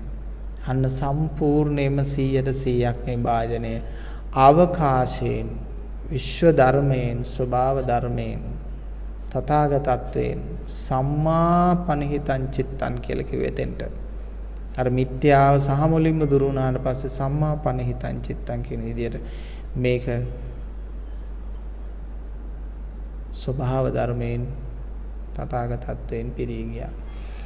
එවිට අර දිට්ඨිගත භාවයක් නැති ඉන්ද්‍රියන් ටිකක් ලැබුණා. දිට්ඨි සම්පයුක්ත නෙමෙයි. දිට්ඨි නැති.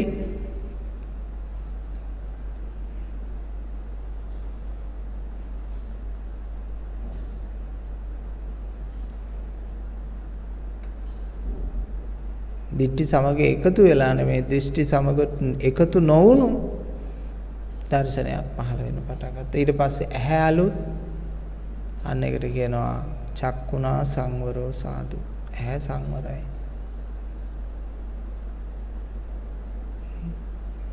කන සංවරයි.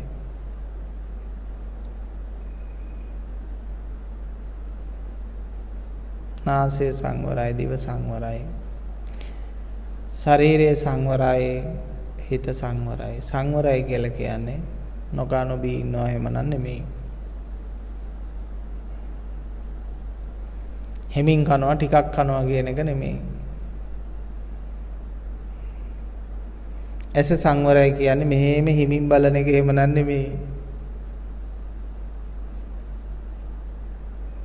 ඒ හිමින් බලන කට්ටිය ඉන්න ඕන තරම් කුඩු ගහපු අය ඉන්නවා, ගංජා ගහපු අය ඉන්නවා. නැත්තම් ඇස්වල ස්වභාවික පිහිටීම් අනුව එයාගේ ඇස් නිකන් 아무තු රටාවක තියෙන කට්ටිය අපිට ඕන තරම් සමාජයේ ඉන්නවා. ඇස් දෙක නලියන්නේ. එහෙම නෙමෙයි. ඒව නෙමෙයි. ඇතුළ දිට්ඨිය නැහැ. හද තුල සක්කාය කියන ස්වභාවය නැහැ. මම කියන ස්වභාවය නැහැ.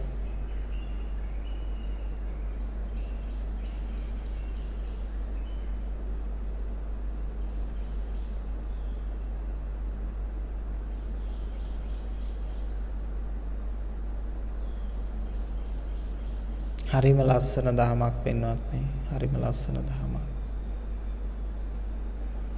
සම්පූර්ණයෙන්ම සත්වයා පුජ්‍යලයා කියන නිර්මාණය බිඳ දැම්මට පස්සේ උදා වෙන අලුත් ලෝකය, නව ලෝකය.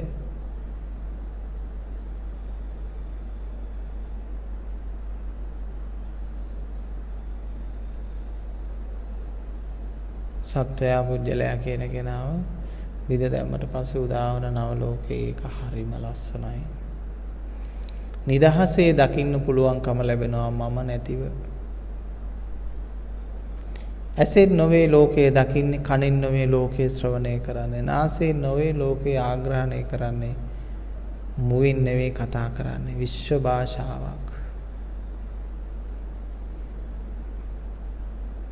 හිතෙන් සංකල්පයෙන් නෙමෙයි මේ ලෝකය ගැන හිතන්නේ. සත්වයක් හැටියට, පුජ්‍යලයක් හැටියට, ආත්මයක් හැටියට, ආගමක්, ජාතියක්, වර්ගයක්, කුලයක්, ගෝත්‍රයක් තබාගෙන නෙමෙයි තවදුරටත් උන්වහන්සේලා වැඩ ඉන්නේ. ඒ සියල්ලගෙම ඉවත් වෙලා ඒක පුහුදුන් අයට හොයන්න බෑ පින්නතුනේ ඒක කොයි විදියට තියනවද කියලා.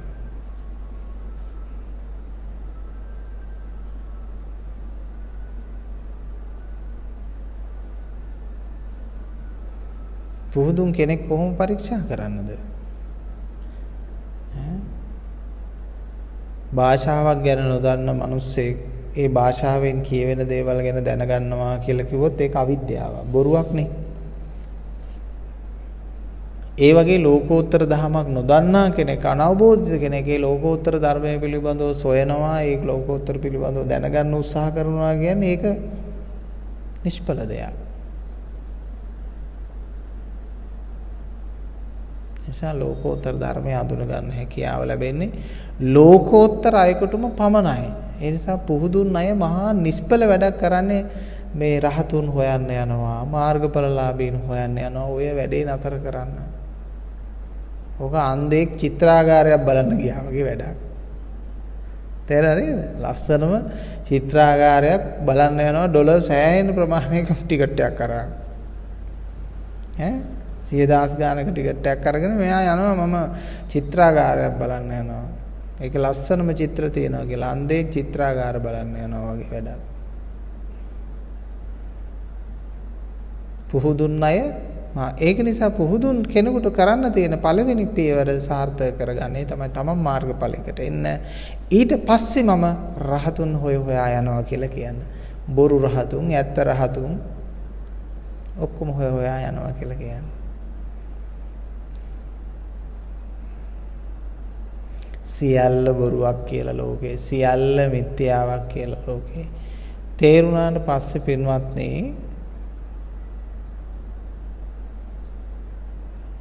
මේ ලෝකේ ඇත්ත බොරු ආයි හොයන්නේ. මොකද මේ සියල්ලම මායාවක්. ඔකේ සියල්ලම මායාවක්. ගන්න කොයිබකවත් නිමිත්තක් නැහැ.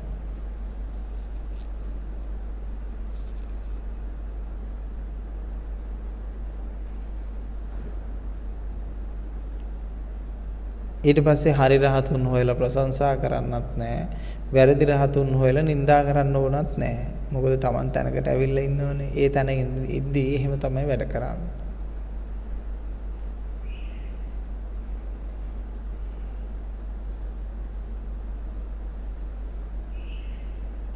ඇලීම් ගැටීම් දුර්ලභ අවස්ථාවකටපත් වීමනේ නිවන් ධර්මය කියලා කියන්නේ. ඇලෙන්නේ ගැටෙන්නේ ආත්ම ස්නේහය ඇතුළෙන්. ආත්ම ස්නේහය ඇතුළෙන්. ආත්ම ස්නේහය දුර්ලභ. ආත්ම ස්නේහය තිබුණොත් සක්කාය දිට්ඨිය.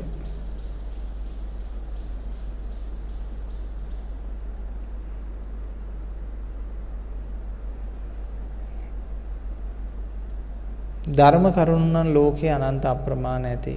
නමුත් ඒව වැඩක් නැහැ.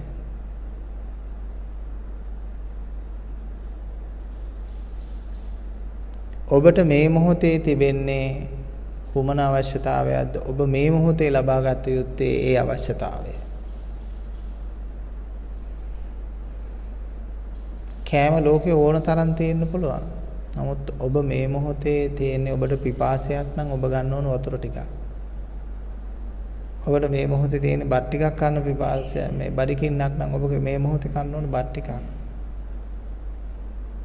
අන්න ඒ වගේ ධර්ම ලෝකේ ගොඩක් තියෙන්න පුළුවන්. ඕව ගැන සාකච්ඡා කරන්න, ඕව ගැන ඉගෙන ගන්න යන්න එපා. Tamanට මේ මොහොතේ මොකක්ද ඕන? මේ මොහොතේ තියෙන ප්‍රශ්නේ මොකක්ද? මේ මොහොතේ මොන වගේ ගැළවීමක්ද මට ඕන කියලා කල්පනා කරලා මේ මොහොතේ අවශ්‍ය කරන පිළියම සොයා ගන්න. අන්න ඒක තමයි වැදගත් වෙන්නේ. නැත්තම් ලෝකෙම තියෙන කෑම බල බල යනවා බඩකින්නේ.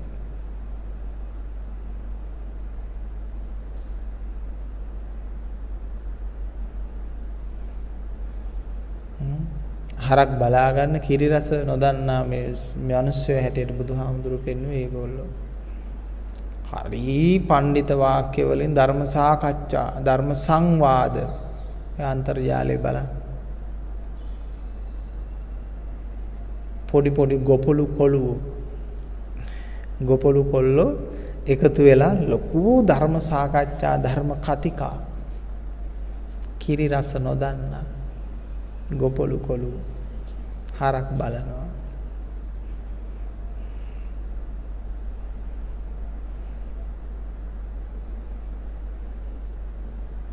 කිරි රස කියලා අදහස් කරේ මොකද්ද? හරය, වටිනාකම, පෝෂණය.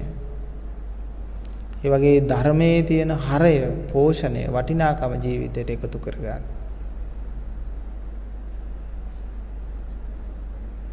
ඒ ගොපළු කොළුවන්ට කිරි හම්බෙන්නේ ලේසියි. ඒ කිරි ටික දෝල හිරලා විකුණනවා. යාට ඒ දවසේ රුපියල් 200 400 1000 1500 හම්බ වෙනවා ඉතින්. එයා ඒ පඩියත් තරම් ගිහිල්ලා පානු සම්බෝලිකුයි කනවා ඉතින්.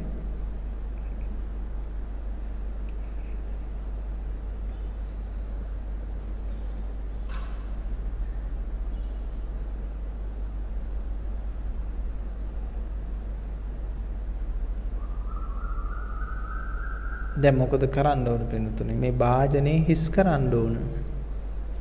භාජනෙන් එක එක අරගෙන එළියට දාන්න ඕන. ඔබයි භාජනය එක එක හිස් කරන්න. භාජනේ සියල්ල හිස් වුණාට පස්සේ හඳුනන්නේ භාජනේ විතරක් තියෙනවා කියයි. ඔව් භාජනේ තියෙයි. භාජනේ ඔබ වසර 60ක් 70ක් 80ක් 90ක් 100ක් ගත වෙද්දී භාජනේ දිරලා යයි.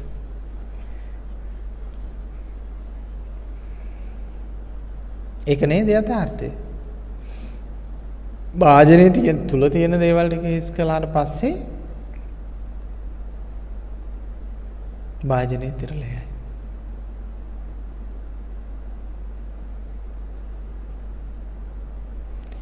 අපි හිතමුකෝ කෙනෙකුට ඕන මේ සංසාරේ යා කැමති නෑ බුදු කෙනෙක් දැකලා බුදු කෙනෙක් අභියසද නිවන් දකින්න අග්‍ර ශ්‍රාවක මහා ශ්‍රාවක බෝධියකට යන්න. එහෙම නැත්තම් මතු ගෞතමන බුදුහාමුදුරුවෝ වගේ සංසාරේ බුදු කෙනෙක් වෙලා උපදින්න කියන යම් කෙනෙකුට සිතවිලි පහළ වෙන්න පුළුවන්. එකක් අන්ධභාවය නිසා ඇති වෙන්න පුළුවන්, මෝඩකම නිසා ඇති වෙන්න පුළුවන්, නූගත්කම නිසා ඇති වෙන්නත් පුළුවන්. මොකද අර සමහර අය ඉන්නෝනේ තමන් ගැන ප්‍රමාණය දන්නේ නැතුව හිතන අය. එහෙම අයත් ඉන්නෝනේ සමාජයේ ඕන තරම්. එහෙම වෙන්නත් පුළුවන් කෙනෙකුට සැබෑහින්ම වෙන්න පුළුවන්. සැබෑහින්ම යා ඒ ප්‍රාර්ථනාවක් කරනවා නම් අපිට ඒ ප්‍රාර්ථනාව මතු පිටින් පේන්න තියෙන්න ඕන. ඒ කියන්නේ ප්‍රායෝගික ජීවිතය තුළ ඒ ප්‍රාර්ථනාවට සමාන දෙයක් එයා ළඟ දක්නට තියෙන්න ඕන. එතකොට මේ ධර්මයේ දැකලා අතටපත් නිවන් පසකට දා සසරට බැසගෙන සම්මා දිට්ඨිකව සංසාරේ ප්‍රාර්ථනා යන උත්තරමිය ඉන්නවා. ඒ කියන්නේ තමම් මනස පාලනයට ගත්ත කියන එකයි මේකෙන් අදහස් වෙන්නේ ධර්මයේ දැක්ක කියන එකෙන්.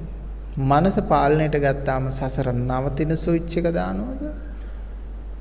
ඔන් කරන එක කරනවද කියා ගන්න එක තමන්ට ඕන වෙලාවක කරගන්න පුළුවන්. ඕනනම් විඳින්නත් පුළුවන්, ඕනනම් නොවිඳින්නත් පුළුවන්. ඕනනම් දකින්නත් පුළුවන්, සම්මතෙන් දකින්නත් පුළුවන්, විශිෂ්ටව දකින්නත් පුළුවන්.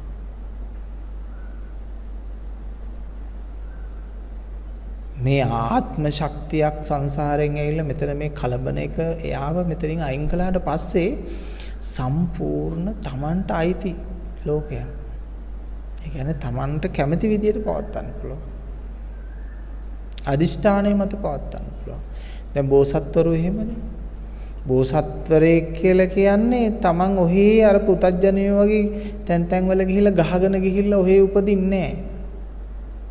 දැන් ඔයත් අහලා තියෙනවා පස්මහා බැලුම් බල්ලා බුදුවරු ඇවිල්ලා ඉපදුනා කියලා නේ. එතකොට ඒකෙන් අදහස් වෙන්නේ මොකද්ද? Tamanට කන්ට්‍රෝල් කරන්න පුළුවන් මනසක් තිබුණා. මං උපදින්න ඕන කොතනද? මං යන්න ඕන කොතනද? මං මොනවද කරන්න ඕන කියලා උන්වහන්සේලා දැකලා වැඩ කළා. දැන් බුදු කෙනෙක් එළියට බහැලා ගිහිట్లా මොන ලොකු ප්‍රශ්නයක් ඇති වෙනවා. කෙනෙක් හිතන්න පුළුවන් අන්න බුදුහාමුදුරුවෝ දන්නේ නැතුව ගිහිල්ලා අහවල් ගමේ ලොකු ප්‍රශ්නයක් ඇති වෙලා ධර්ම කෝලහලයක් වෙලා කියලා. නමුත් හොඳට මතක තියාගන්න බුදු කෙනෙක් දැනගෙන ඒ ගමන යන්නේ, දැකගෙන ඒ ගමන යන්නේ. දේවදත්ත මහාන කරගෙන ඔන්න විශාල අර්බුදයකටපත් වුණා. ඉතින් බුදුහාමුදුරන්ගේ සරුවච්චතා ඥානෙ තියෙනවා නම් ඇයි දේවදත්ත මහාන කරගත්තේ? බුදුහාමුදුර දේශනා කරනවා මම ඕක දැකගෙන දැනගෙන කරේ ඕක. ඇයි? මෙයා පිටත හිටියනම් එහෙම. මෙයා කරන සතුරු බලවේගය නිසා අපිට මේ බණ ධර්මයක් මේ ලෝකෙට කියන්නම බැරි වෙනවා. ඉතින් මේ පුජ්‍යලයා ඇවිල්ලා මහාන කරගත්තාම ඩිංගක් හරි සංයමයකටපත් වෙලා මේක සාසනය ඇතුලේ ප්‍රශ්නයක් හැටියට මිනිස්සු දකින නිසා මේකට එච්චර මැදිහත් වෙන්නේ නැහැ. මේක හාමුදුරු ප්‍රශ්නයක් කියලා. ඒක නිසා ඒක ගැන මේ වෙන්නේ දැකලා කරේ. එකක්වත් බුදු කෙනෙක් නොදකපු කරපු දෙයක් දැක්කේ නෑ. බුදුහාමුදුරු දකින්න මේ පුජ්‍යලයාගේ ද්වේෂ සාගත මනස දකින්නවා. සංසාරේ මම මේ වගේ රන්තලියකට කරන ලද දම්බරන් තලියකට මේ ඇති වෙච්ච මේ යුද්ධය නිසා ප්‍රශ්න නිසා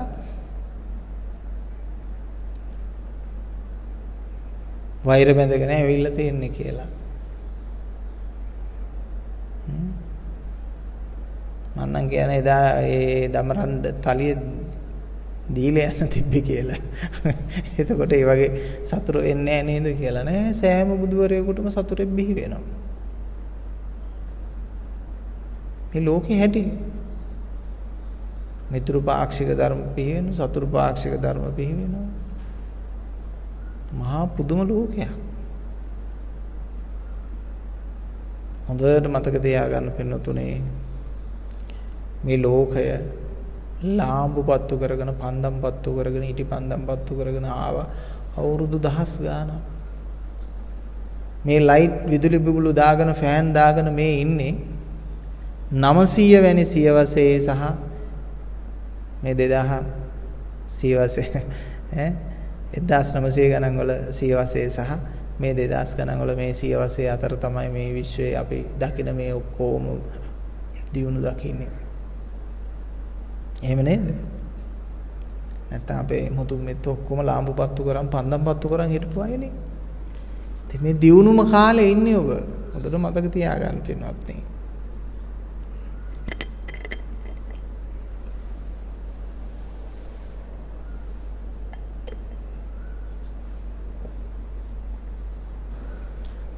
එහෙමනම් මේ කාලයෙන් ඔබ ප්‍රයෝජන ගන්න, ඔබේ ආධ්‍යාත්මයට ඇති කරගන්න.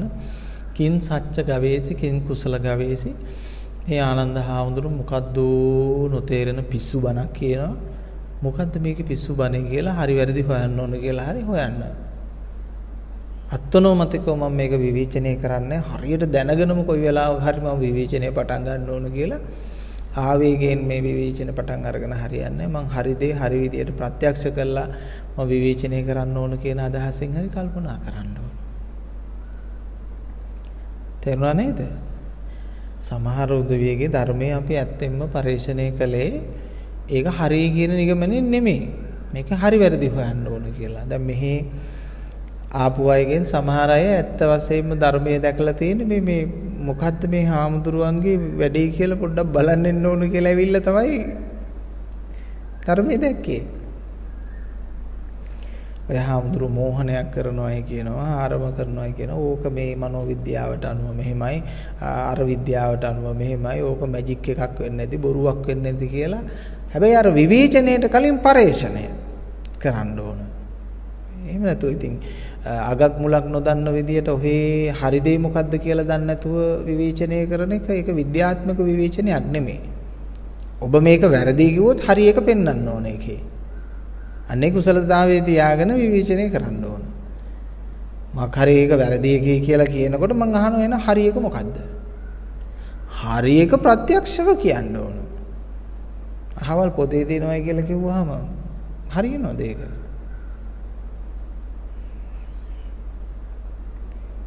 අහවල් එක වෙන්නේ නැති කියලා හරියන්නේ නැහැ. එහෙනම් ප්‍රත්‍යක්ෂ භූමියකින් තමන් ඉදිරිපත් වෙන්න ඕන. තමන්ට නිවනක් නැතිකොට ලෝකෙට නිවනක් ගැන කතා කරන්න බෑ නේද?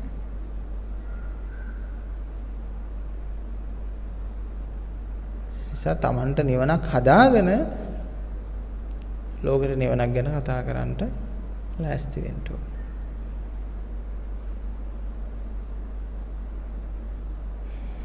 දැන් පින්වත්නි නිවනට අවශ්‍ය කරන සියලුම කරුණු කාරණා ස්වාමීන් වහන්සේ දේශනාවක් හැටියට සිද්ධ කළා. සරල විවිධ උපමාවන් වලින් පින්නතුන්ට මේක පෙන්වා දුන්නා, විග්‍රහ කරලා දුන්නා.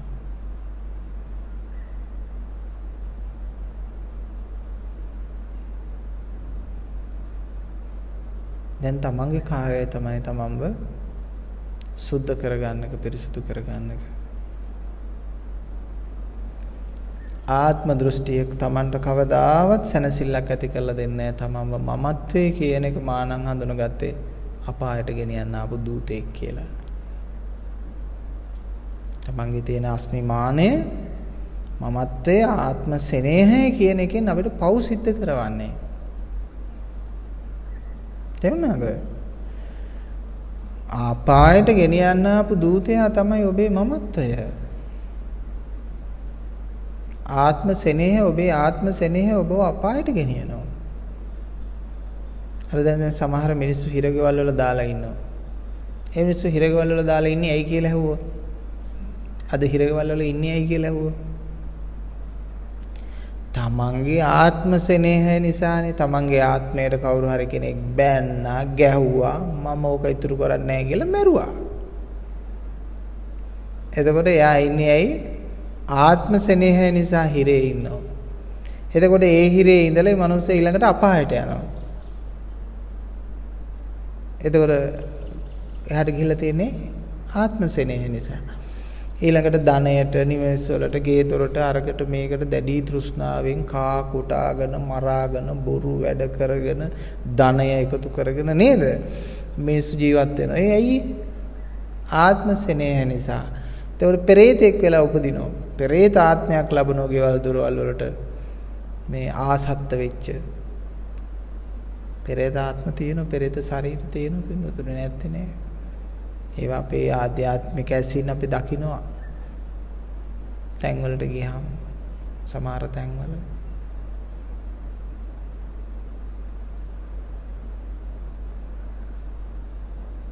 මිනිසුන්ගේ ශරීරවලට බද්ධ වෙලා ඉන්නවා, ස්ථානවලට බද්ධ වෙලා ඉන්නවා.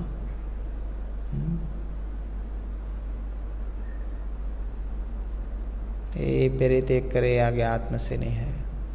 එහෙමනම් ඔබේ ආත්ම සෙනෙහය ඔබට ආදරයක් නෙමෙයි අරගන්නේ. සිල්වතුන් ගුණවතුන් එක්ක ගැටීමට සලස්වන ඔබේ ආත්ම සෙනෙහය. බුදුවරුන් එක්ක ගැස්ටණයකටපත් කරන ඔබේ ආත්ම සෙනෙහය. එහෙනම් මට පව් පුරවන්නේ ආත්ම සෙනෙහය. ධර්මයේ අධර්මයේ කරන්න, අධර්මයේ ධර්මයේ කරන්න පෙළඹෙනවා ආත්ම සෙනෙහය.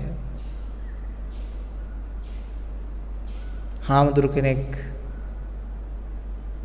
ධන තෘෂ්ණාවෙම ඇති කරගත්තොත් එimhe ආත්ම සෙනෙහය තබාගෙන බුදුහාමුදුරන්ගේ නාමය හරි විකුණගෙන ඒගොල්ලෝ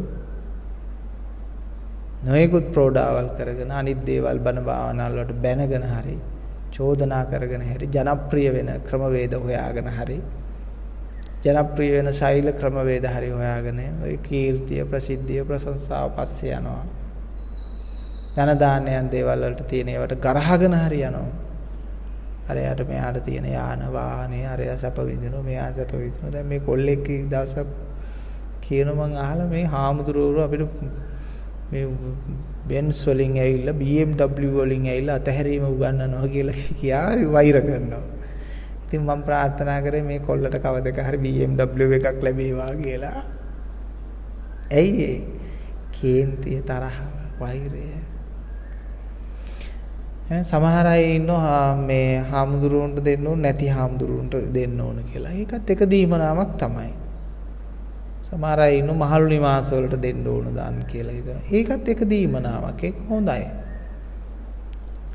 වෙනතුනේ ඒ විදිහට කල්පනා කරා නම් බුදුහාමුදුරුවන්ට බිණ්ඩපාතවත් දෙන එකක් නැහැ. හැමෝම කල්පනා කළා නම් මොකද හේතුව? මේ සුද්ධෝදන රජතුමාගේ පුතාට අපි කන්න තියෙන දේ දෙන්නේ මොකටද? ඒ නිසා ගුණය සලකා දන් දීම කියන්නේ එකක්. පූජා බුද්ධියෙන් දන් දීම කියන්නේ එකක්. නැති බැරි කම නිසා දෙනවා කියන්නේ තව එකක්.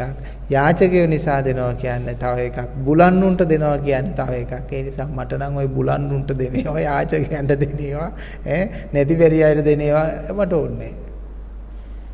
මං කියන්නේ හැමදාම ප්‍රතිඋපකාර කළාම ඇතිනේ. ස්වාමීන් වහන්සේ දෙන දෙයක් වටිනාකමක් තිබුණොත් අන්න ඔබ ඒකට ප්‍රතිඋපකාර දානයක් දුන්නත් ඒත් ඇති. එතනින් එහාට ගිහිල්ලා පූජා බුද්ධියකින් දාන බුද්ධියකින් අනග්ගහිත චිත්තයකින් දානයක් දුන්නට පරිත්‍යාගයක් කළාට කමක් නැහැ.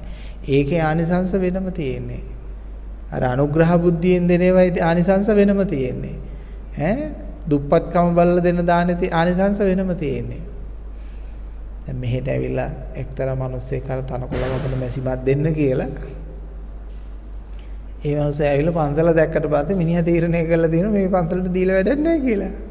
නෑ ඇත්තම දුන්නේ නැහැ. පිනුත් අනුමෝදන් කළාට පස්සේ දුන්නේ නැහැ. මේ මිනිස්සයා එක අද ගේනවා කියලා පිනුත් අනුමෝදන් කළාකට ඒ මිනිස්සයා දුන්නේ නැහැ. මොකද හේතුව? ඊ පන්සලට දීලා වැඩක් නැහැ. ඒ එකක් වෙනතුනේ බුදුහාමුදුරන්ගේ පාත්‍රයට දාපු කැවුම ආයි ගත්ත මිනිස්සු ඉන්නවනේ ලෝකේ. පාත්‍රයට බෙදුව කැවුම ආයි ගත්ත වෙලාවල් තියෙනවා. ප්‍රශ්න ඇතිලා තියෙනවා. ඉතින් මේ ලෝකේ හැටි. ඒ නිසා මේ ලෝකේ කොයි දේ කොතන තිබුණත් ඒක ඔබේ ගෙදර තිබුණත් මගේ පන්සලේ තිබුණත් ඒව අනුගමනය කරන්නේ ලෝකත් ස්වභාවයක් මිසක් අපි කැමති විදිය නෙමෙයි. ඒක ඔබේ ගෙදර තිබුණත් වෙන කෙනෙක්ගේ ගෙදර තිබුණත් කොතන තිබුණත් ඒ gadul කැටේ, ඒ ලී කැටේ, ඒ වස්තුව, ඒ දේවල් අනුගමනය කරන්නේ ලෝකීය ස්වභාවයක් මිසක් ඒවා අපිට වෙනස් කරන්න පුළුවන් කමක් නැහැ. අපි කැමති පරිදි පවත්වන්න පුළුවන් කමක් නැහැ පින්වත්නි.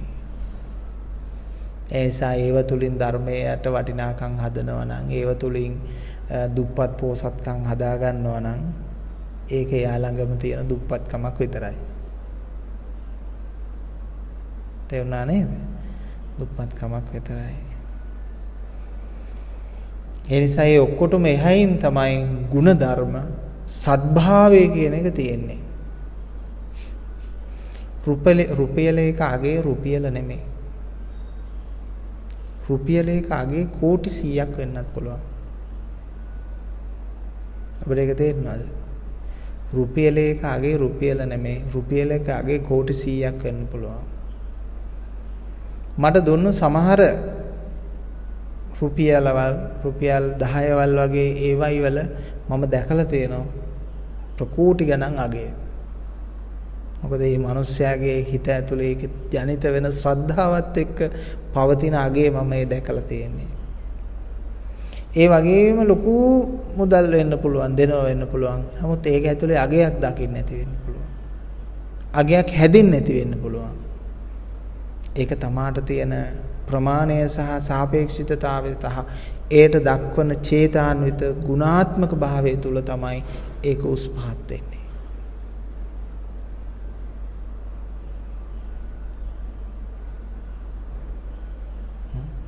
මස්කඩකාරයෙකුට වැඩිපුර සල්ලි තිබුණා මිනිහා මස්කඩ ව්‍යාපෘති කරනවා.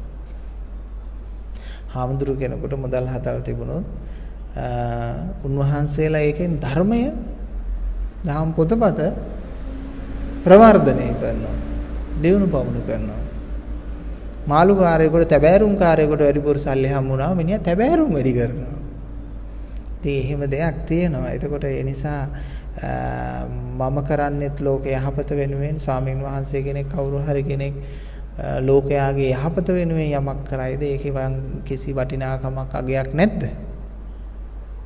එතකොට ඒක හිතනවා නම් ඒක ආනන්ද හාමුදුරුවන්ගේ ධර්ම ප්‍රවර්ධනය, අර කරහාමුදුරුවන්ගේ ධර්ම ප්‍රවර්ධනය, මේක මේ හාමුදුරුවන්ගේ බිස්නස් එක කියලා දකින්න එපා. ඒක මේ බහුජන හිතාය බහුජන සුඛාය. අර ආනන්ද හාමුදුරුවන්ගේ ධර්මශාලාව, අර කරහාමුදුරුවන්ගේ ධර්මශාලාව කියලා හිතන්න එපා. ඒ නිසා පොඩි පොඩි විෂමතා ප්‍රභේදනේ මේ තිබ්බත් කුමන හෝ බණ භාවනා ආධ්‍යාත්මික ගුණයන් දියුණු කරගන්න හැම කෙනෙක් තුළම මා වටිනාකමක් දකිනවා. මොකද ඒගොල්ලෝ තමයි කවදක හරි මේ එන්ඩ් එකට අවසානෙට එන්නේ. ඒ නිසා ගස්ඨන ඇති කරගන්න එපා. ඒ වගේම මොනතරම් ගිහියෝ ගස්ඨන ඇති කළත් මතක තියාගන්න ඔය හාමුදුරුවෝ ටික එකට එකතු වුණාම එකට වාඩි වෙලා දානේ වළඳනවා තරහම රහ නැහැ. ඒ නිසා නිකන් ගිහියෝ වාද වේද වෙලා මේ කිපිලා ඉඳලා වැඩක් නෑ, බේද බින්න කරලා ඉඳලා වැඩක් නෑ. ආමතුරු ටික එකතු එලන් උනාට පස්සේ ආයෙ ඔන්න කොන්දර තට්ටු කරලා යනවා මේ විශ්සරේ. ඕම මිත්‍රශීලීව. ඉතින් අපි මිනිස්සු හිතනවා අපි අර හාමුදුරුවෝගේ පස්සේ යන්නේ, මේ හාමුදුරුවෝගේ පස්සේ යන්නේ, අර හාමුදුරුවෝ වැරදි, මේ හාමුදුරුවෝ වැරදි. ඒකත් අර දේශපාලකයෝ බෙදාගත්ත ගිහියෝ වගේ තමයි. ඒගොල්ලෝ එකට ලස්සනට කනවා බොනවා, ගිහියෝ වෙදිලා ඉන්නවා. මේකෙත් එහෙම තමයි. අර හාමුදුරන්ගේ ධර්මයේ, මේ ආනන්ද හාමුදුරන්ගේ ධර්මයේ, අර ස්වාමීන් වහන්සේගේ ධර්මයේ අපි යන්නේ. හාමුදුරු ભેද නැහැ. පඬිතුයෝ කවදාවත් ભેද නැහැ. මම දකින්නේ නබිතුමා ජීසස් බුදුහාමුදුරු එකට එකතු වුණත් බොහොම ආදරෙන් එක කෑම මේසේ ලස්සට කෑම ටික බෙදාගෙන කාවි කියන එක. ඒ වගේ මේ නූතනයේ තිබුණෝ මේ රිලිජන් සොසයිටි එකක වැඩසටහනක් මම දැක්කා. ලෝකේ ඉන්න ප්‍රධාන ආගමික ප්‍රධානීන් ඇවිල්ලා හිටියා. මේ ඒකෙත් එහෙම මම දර්ශනයක් දැක්කා. කොහොම කෑම කට්ටිය බෙදාගෙන කොමාරු කරගෙන ලස්සනට ඒගොල්ලෝ කනවා බොනවා. ආගමික පූජකයෝ ටික එකතු වෙලා කොහොම ලස්සනට. ඒක දලයි ලාමා වහන්සේ සහ අනිකුත් අය ඉන්න මම දැක්කා.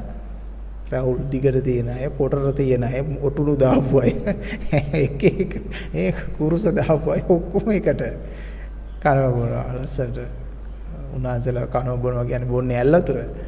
මේ කන්නේ හොඳ මේ කිරි, පළතුරු ඒ වගේ දේවල් මස් මාංශ දාගෙන කන්නේ. පින්නතුනි යහපත් සිතුවිලි ඇති කරගන්න, මානසික හොඳ ජවයක් ඇති කරගන්න පුළුවන් තරම් මේ මස් මාංශ ද්‍රව්‍ය වලින් අපිට ඈත් වෙන්න පුළුවන් නම් අර පෝෂණීය ප්‍රශ්නයක් නිසා මිනිස්සු ගන්නව වෙන්න පුළුවන්. දහමක් හැටියට අපිට කියන්න පුළුවන් ඔබේ කය මනස පිරිසුදු කරන්න නම් සත්ව විස අන්තර්ගත වෙච්ච මස් මාංශ වලින් ඈත් වෙන්න. මස් මාංශ කන කෙනෙකුට යහපත් සිතුවිලි පිහිටන්නේ නැහැ. විශේෂයෙන් දියුණු ජීවීන්ගේ මස් කනකොට, සංවේදීතා ඉහළ ජීවීන්ගේ මස් කනකොට ඒකේ ප්‍රබලතාවය වැඩි.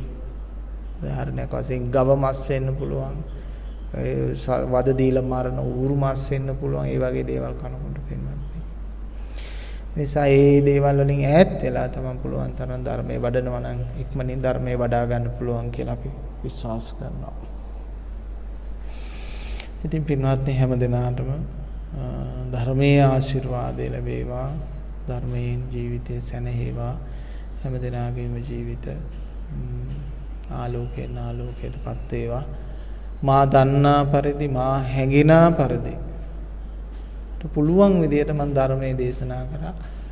එක් අයෙකුට මේකේ අඩු වටිනාකමක්, තව එක්කෙනෙකුට වැඩි වටිනාකමක්, තව කෙනෙකුට බොරුවක්, වංචාවක්, තව කෙනෙකුට ප්‍රෝඩාවක් තේරෙන්න පුළුවන්. ඒ ඔබ දකින්න විදිය, ඒ ඔබට හැඟෙන විදිය කොහොම හරි මම සිද්ධ කරේ මට තේරෙන්න දෙන්නේ මා හැඟි පමණ. ඉතින් මම මොනව කරන්නද? මං චේතාන්විතව නිර්මාණය කර වරදක් නොකරනවා නම් ඒක වරදක් බවට පත් වෙන්නේ නැහනේ.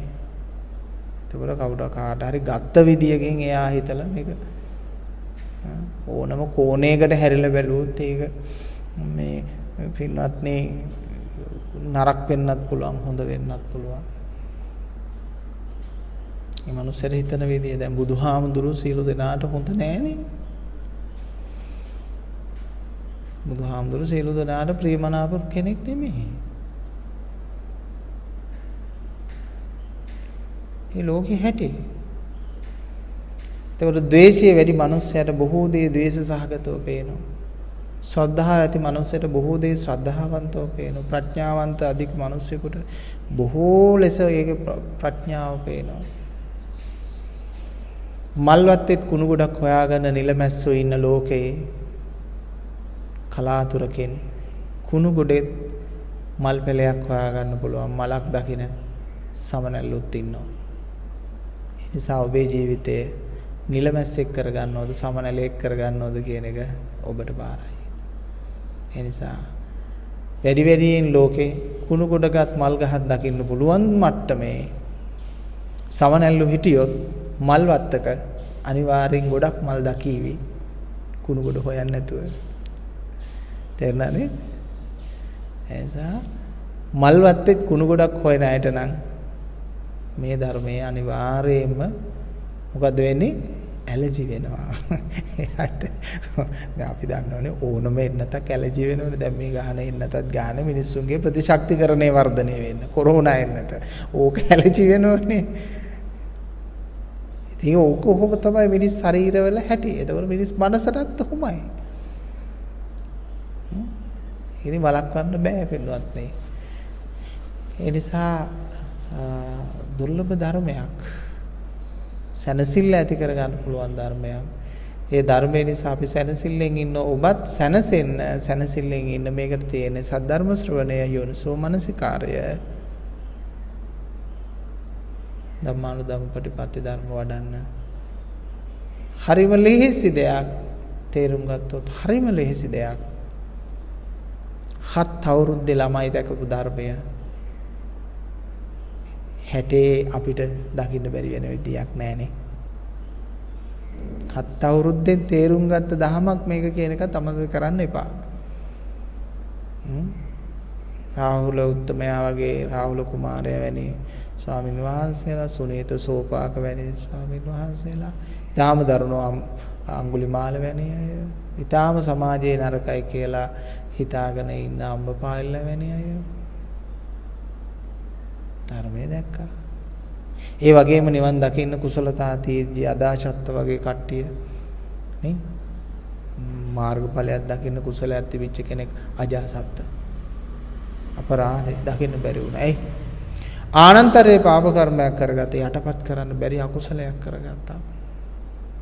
පීතෘඝාතකෙක් වුණා. ඒ නිසා සංඝ වේදය කළා භික්ෂුන් වහන්සේලා නිග්‍රහ කරලා නිඳා කරලා සද්ධර්මයට ගැරහීම කියන එක ලේසි වාසව කුසලයක් නෙමෙයි කියලාත් හොඳට මතක තියාගන්න ඕන. හිතට ඒ වගේ ආවේග එන්න පුළුවන්. ආවේග ආවම ඔබේ හිතට කියන්න මම මේ දේ කරනවා. මේ ආම්දුරු වැරදි කියලා මම ඔප්පු කරනවා.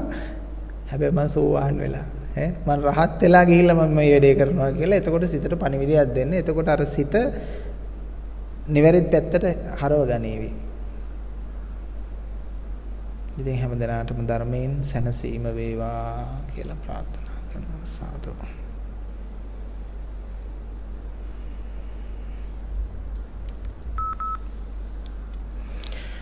අද දවසේ පින් ඇති දායකත්වයේ දක්වමින් කටයුතු කරන්නේ තමගේ ආදරණීය පුතුණුවන්ට හදිස්සියේම අපාත්‍රයෙන් අවුරුදු 15ක් 16ක් වගේ තරුණ පුතේ මේ හදිස්සි තමන්ගේ පියාණන් එක හදිස්සි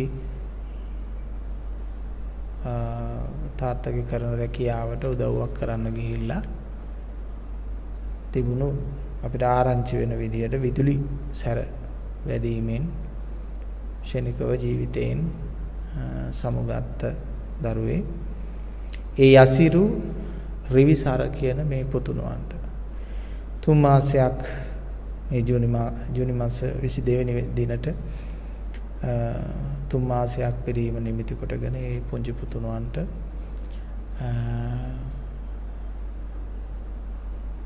ධර්මදේශනා කුසල බලයක් අනුමෝදන් කිරීමට කල්පනා කරලා තියෙනවා දෙමව්පියෝ සහ මාමා සහ පවුලේ ඥාති මිත්‍රාදී හැම දෙනාටම සසරට එකතු වුණාට පස්සේ ඒ අත් ප්‍රාර්ථනා කරන්න මේ වගේ අකල් මරණයක් සංසාරේ නොවේවා කියන ප්‍රාර්ථනාව. ඒ වගේම යහපත් උප්පත්ති භාවයන් ලැබේවා කියන ප්‍රාර්ථනාව. ඒ වගේම කල්යාණ මිත්‍ර ඇසුර සද්ධර්ම ශ්‍රවණය ලැබිලා සසර නැවත නැවත අනේක දුක් ගැහැටයන්ගෙන් මිදී ලබන අමා මහ නිවන් අවබෝධ කර ගැනීමට ඒ යසිරු රිවිසර කියන පුංචි පුතුණුවන්ට මේ පින් අනුමෝදන් වේවා අනුමෝදන් කරමි කියන අදහසින් හැමදේනාම ඒ පුතුණුවන්ට සසරින් නිවනක් ප්‍රාර්ථනා කරන්න සසර සැපවත් වේවා කියලා අපි ප්‍රාර්ථනා කරනවා. ඒ වගේම එයත් බලාපොරොත්තු වෙනවා එයත්ගේ නමින් මිය පරලෝ යන යෙදුණු මීට වසරකට පෙර අප අතරින් ඒ සමුගත්තේ පිනතුන්ගේ පවුලේ ලොකු අම්මා කියන ඒ අම්මාටත් පුණ්‍යානුමෝදනා කිරීමට බලාපොරොත්තු වෙනවා.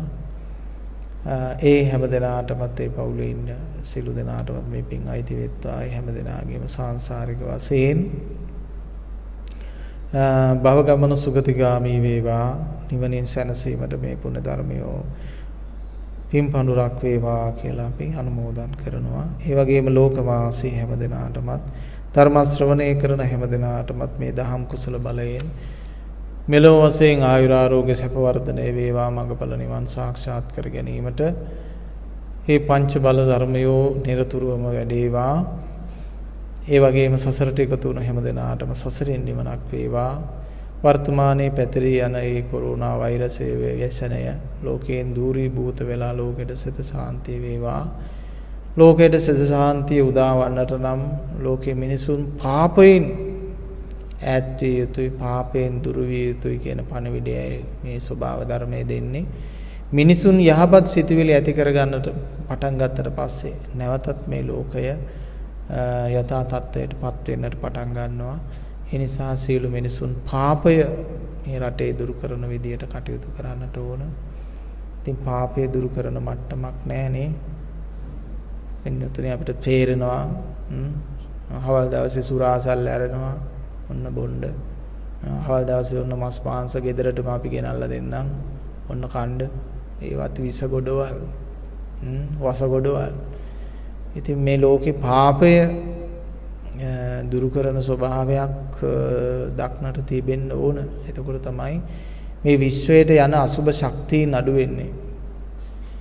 පින්නතුනේ මරණ බිය කියන එක මිනිස්සෙකුටත් වඩා මහා දරුණු විදියට සත්තුන්ට දැනෙනවා.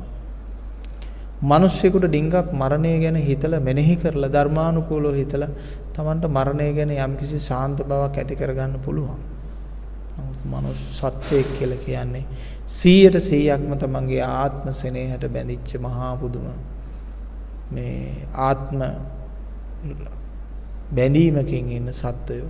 ඒ සත්වයේ ජීවිතය අතහැරලා යන හැම මොහොතකම මර විලාපයක් එල්ල කරනවා. ඒ මරණයෙන් තැති ගන්නවා. ඒ රුධිරය අපිරිසිදු වෙනවා. ඒ රුධිරයේ වැරදි ශක්තියින් වැරදි ඥාන තැම්පත් වෙනවා. ඒවා අනුභව කරන මිනිසුන්ට ඔවුන්ගෙන් මානසික වශයෙන් ගලාගෙන යන ඒ සුසුම් වලත් මේ විශ්වයට මේ ස්වභාව ධර්මයේ විසින් මහා අසුබ ශක්තිය නැති කරනවා. අපි විශ්වාසත් කරනවා බොහෝ දෙනෙක් සත්තුන්ගෙන් මිනිසුන්ට බෝ වෙච්ච වෛරසයක් හැටියට මේ කොරෝනා වෛරසය. එහෙමනම් මේ සත්ව ප්‍රජාව විසින්ම ලබා දීපු යම්කිසි ස්වභාව ධර්මයේ දඬුවමක් හැටියට. ඉතින් මෙන්න මේ කාරණේ හමුවේදී අපිට තාම පේන දෙයක් තමයි මේ පාපයෙන් දුරු වීම කියන එක තාම වැදගත් වෙනවා ලෝකයේ යහපත් තත්යකට පත් වෙන්නට නම් කියන කාරණේ. ඒ වගේම අපි වෙනතුන් මතක් කළා සුවිශේෂී සරල පණිවිඩයක්. ඒ තමයි පිරිසුදු පොල් තෙල් පහනක් දැල්වන්න කියන දේ. ඔබ ඉන්න නිවසේ ඔබේ ආලින්දේ පිරිසුදු පොල් තෙල් තමන් හිඳවාගත්ත පිරිසුදු කවලන් නැති පොල් තෙල් පහනක් දැල්වා තබන්න. එයින් මේ වෛරසය පුලුස්සා දැමීමේ හැකියාවක් ඒ වගේ මේ පහනෙන් යන දැල්ලෙන් ඇතිවන අපේ ශ්වසන තත්ත්වයන් වලදී අපේ අභ්‍යන්තරයට ගමන් කරලා ඒවයිනොත් අපිට විස බීජ හරණයක් කරගන්නට පුළුවන් විශාල ශක්තියක්. පොල් තෙල් කියන්නේ බොහොම විස බීජ නාශනය කරන දෙයක් හැටියට අපි කොහොමද දන්නවා. මේ වගේ දෙයක් සිද්ධ කර ගැනීමනොත් Tamanට මේ වෛරසයෙන් තරමක් දුරට ආරක්ෂා වීමේ පිටුවහලක් තියනවා කියන පණිවිඩයත් අපි දීලා තියෙනවා. ඒක පුංචි දෙයක් වුණාට ලොකු බලපෑමක් ඇති කරන ලොකු අපිට ආරක්ෂාවක් ඇති කරන දෙයක් බව අපි නැවත නැවත මතක් කරනවා. ඒ නිසා සෙනග ගැවසෙන තැන්වල Taman ඉන්න තැන පොල් තෙල් පහනක් දැල්වා ගැනීමෙන් ලොකු ආශිර්වාදයක් ලබන්න පුළුවන් කියන එකත් අපි මතක් කරනවා. කැමැති අය පිළිපදිත්වා කියලා අපි ප්‍රාර්ථනා කරනවා. ඉතින් මේ සියලු පුණ්‍ය ධර්මයෝ මේ විදිහට අනුමෝදන් කරමින් මේට දායකත්වයේ දැක්වූ ඒ යසිරු රිවිසර පොන්චි පුතුණුවන්ගේ පවුලේ හැම දෙනාටමත් ධර්ම ශ්‍රවණය කරපු හැම දෙනාටමත් ජාතියක් ජරාවක් මරණයක් නැත්තා වූ අමා මහ නිවනින් සැනසීම උදෙසා මේ ධර්ම දේශනා කුසල හේතු වාසනා වේවා කියලා අපි ප්‍රාර්ථනා කරනවා. හැම දිනාටම සම්මා සම්බුදු සරණ වේවා. අභිවාදන සීලෙස්ස නිච්ඡං උද්ධාපචායිනෝ චත්තාරෝ ධම්මා වඩ්ඩಂತಿ ආයුවන්නෝ සුඛං බලං ආයුරාෝග්‍ය සම්පatti පඤ්ඤාවන්තස්ස හේතුච අතෝ නිබ්බාන සම්පatti හිමිනාතේ සමිච්ඡතු. සම්බුදු සරණ වේවා හැම දිනාටම.